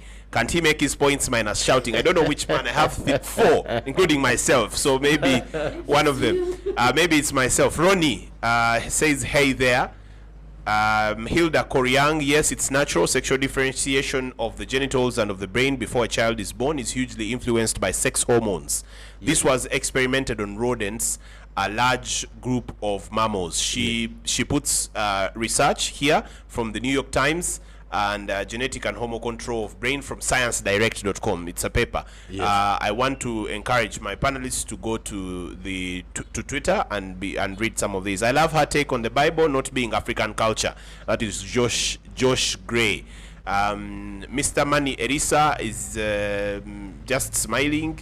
Wafuba Wuma, there are so many. I'm just going to read a few. I think we may start. Brother Lutaya. I think he was telling us to start. The Parliament of South Africa was not representative of the majority view in South Africa. Badil Patel. Mr. Followback, deep down, she knows the truth. I don't know who. There are 2 she's here, including our producer Sharon. So there are 3. Sechoya Hakim, we shall not the Western culture if Western in Uganda. I do not understand what you mean, Hakim. I do believe that your language is not straight. No pun intended. Awesome. Eli says, what's not happening? Useless Uganda. Useless Uganda says, any baby from gays? Okay. Age appropriate material, spot on. Hilda. We are born male and female biological by Mr. Mani Erisa. There are so many, so I'll not go through all of them, but thank you very much everybody who is listening online on Twitter Spaces and those who are watching on YouTube. I want to go to Dr. Stella Nyanzi in her final remarks and also as she responds to the people here. Right. Thank you very much, Daniel, for a wonderful debate. I want to highlight that I too am an African. I'm a Pan-African.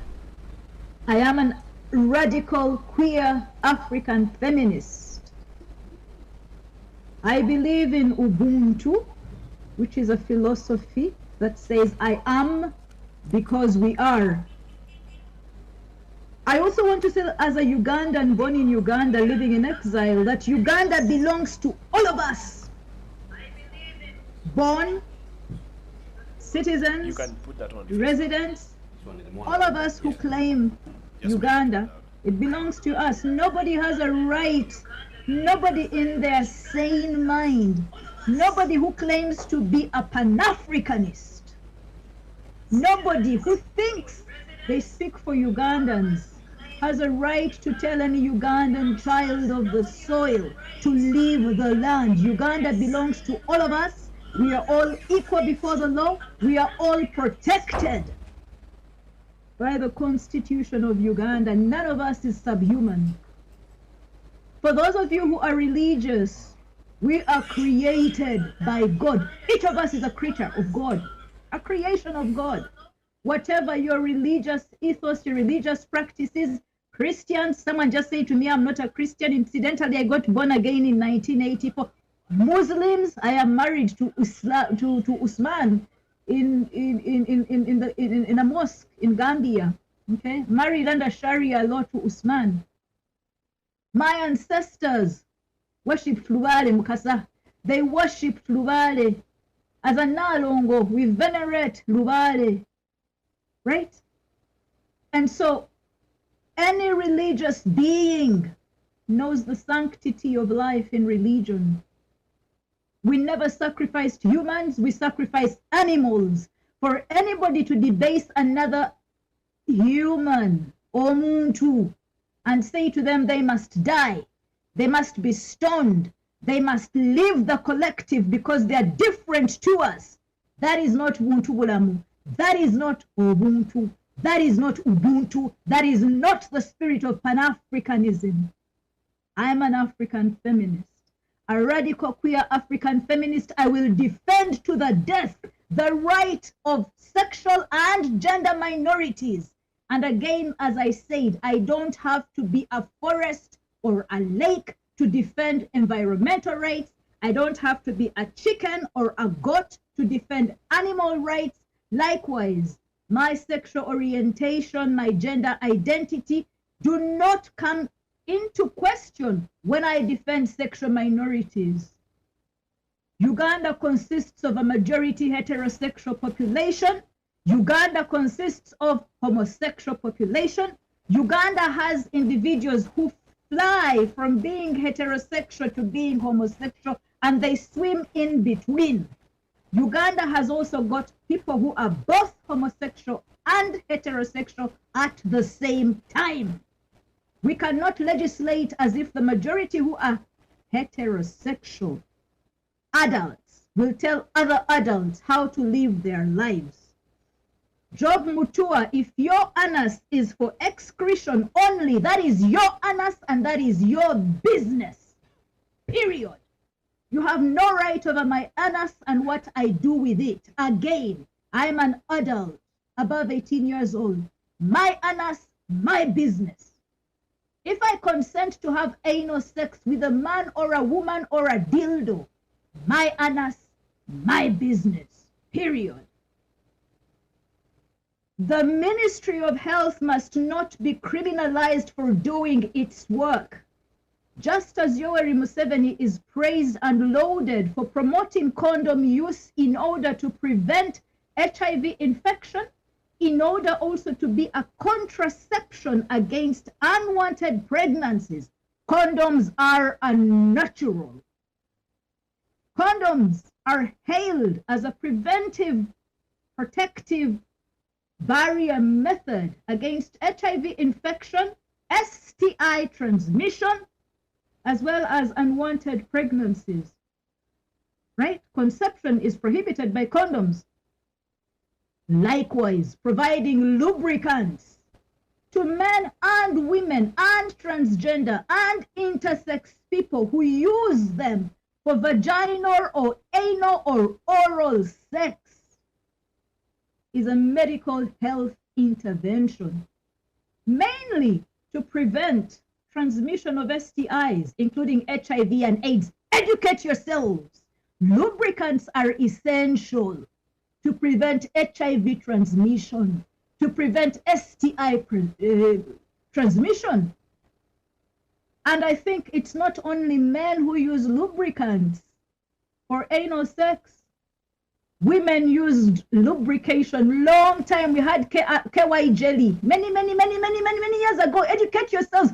Don't expose your ignorance publicly. It's unacceptable. It's unacceptable to be ignorant and come to these debates. Educate yourselves. Educate yourselves. Sex education, sexuality education, comprehensive sexuality education is a must for Ugandans. And I want to say that it is disingenuous and dishonest, deceptive for counsel, I think his name is Alenyo, to say that the law is only about promotion. Nonsense. The law has a list of proposed crimes, from homosexuality to aggravated homosexuality to child grooming to premises to marriage between people of the same sex, promotion of homosexuality, disqualification from employment upon conviction, duty to report acts of homosexuality, etc., etc. There are very many created new laws, as well as crimes that were introduced in 2009. There have been a few others that have been added. And so you can't say to us, oh, the media should not be worried. No. Don't be disingenuous. There's a whole package of crimes, both that were in the old anti-homosexuality law that was annulled by the Constitutional Court, and some additions around child grooming, around premises, around promotion, etc., etc. And I think that the public of Uganda has to be very careful. If the NRM, the ruling party majority, thought they were legislating against the opposition and people out there, hello? Andrew Mwenda, the first target, who's been named in this debate, is a member of the NRM. Fox Odoi from the Minority Report is from the NRM. If people thought it was going to target just homosexuals, you will be surprised to find that it is targeting your own close ally and friends, your children as well. This law is uncalled for, it's unnecessary, especially when it's targeting adult same-sex consensual behavior. I want to end by reiterating what my comrade in arms, I salute you, Justin Barrier, has said. Let us focus on criminalizing what is already criminalized: pedophilia, sexual offenses against children, the abuse of minors, etc., etc. Adults are adults. We should stop infantilizing adults. What individuals do in consent, after consenting, upon agreement, in the privacy of their rooms, is not your business. Job Mutua, your anus, your business. The anuses of other adults are not your business. Thank you very much. All right, thank you very much. Dr. Stella Nyanzi, for giving us your time and for coming to the show. But I'll just request you to stay on so that you can also hear the final remarks of Isaac Kayonde, so that we can all end the show with a handshake and a virtual, that would be a virtual handshake for Dr. Stella Nyanzi, just to prove that we are still human, yes, and we do not want to kill each other and ride motorcycles over each other. Yes. Isaac, go ahead. Yeah, thank you for the show. It has been quite enlightening.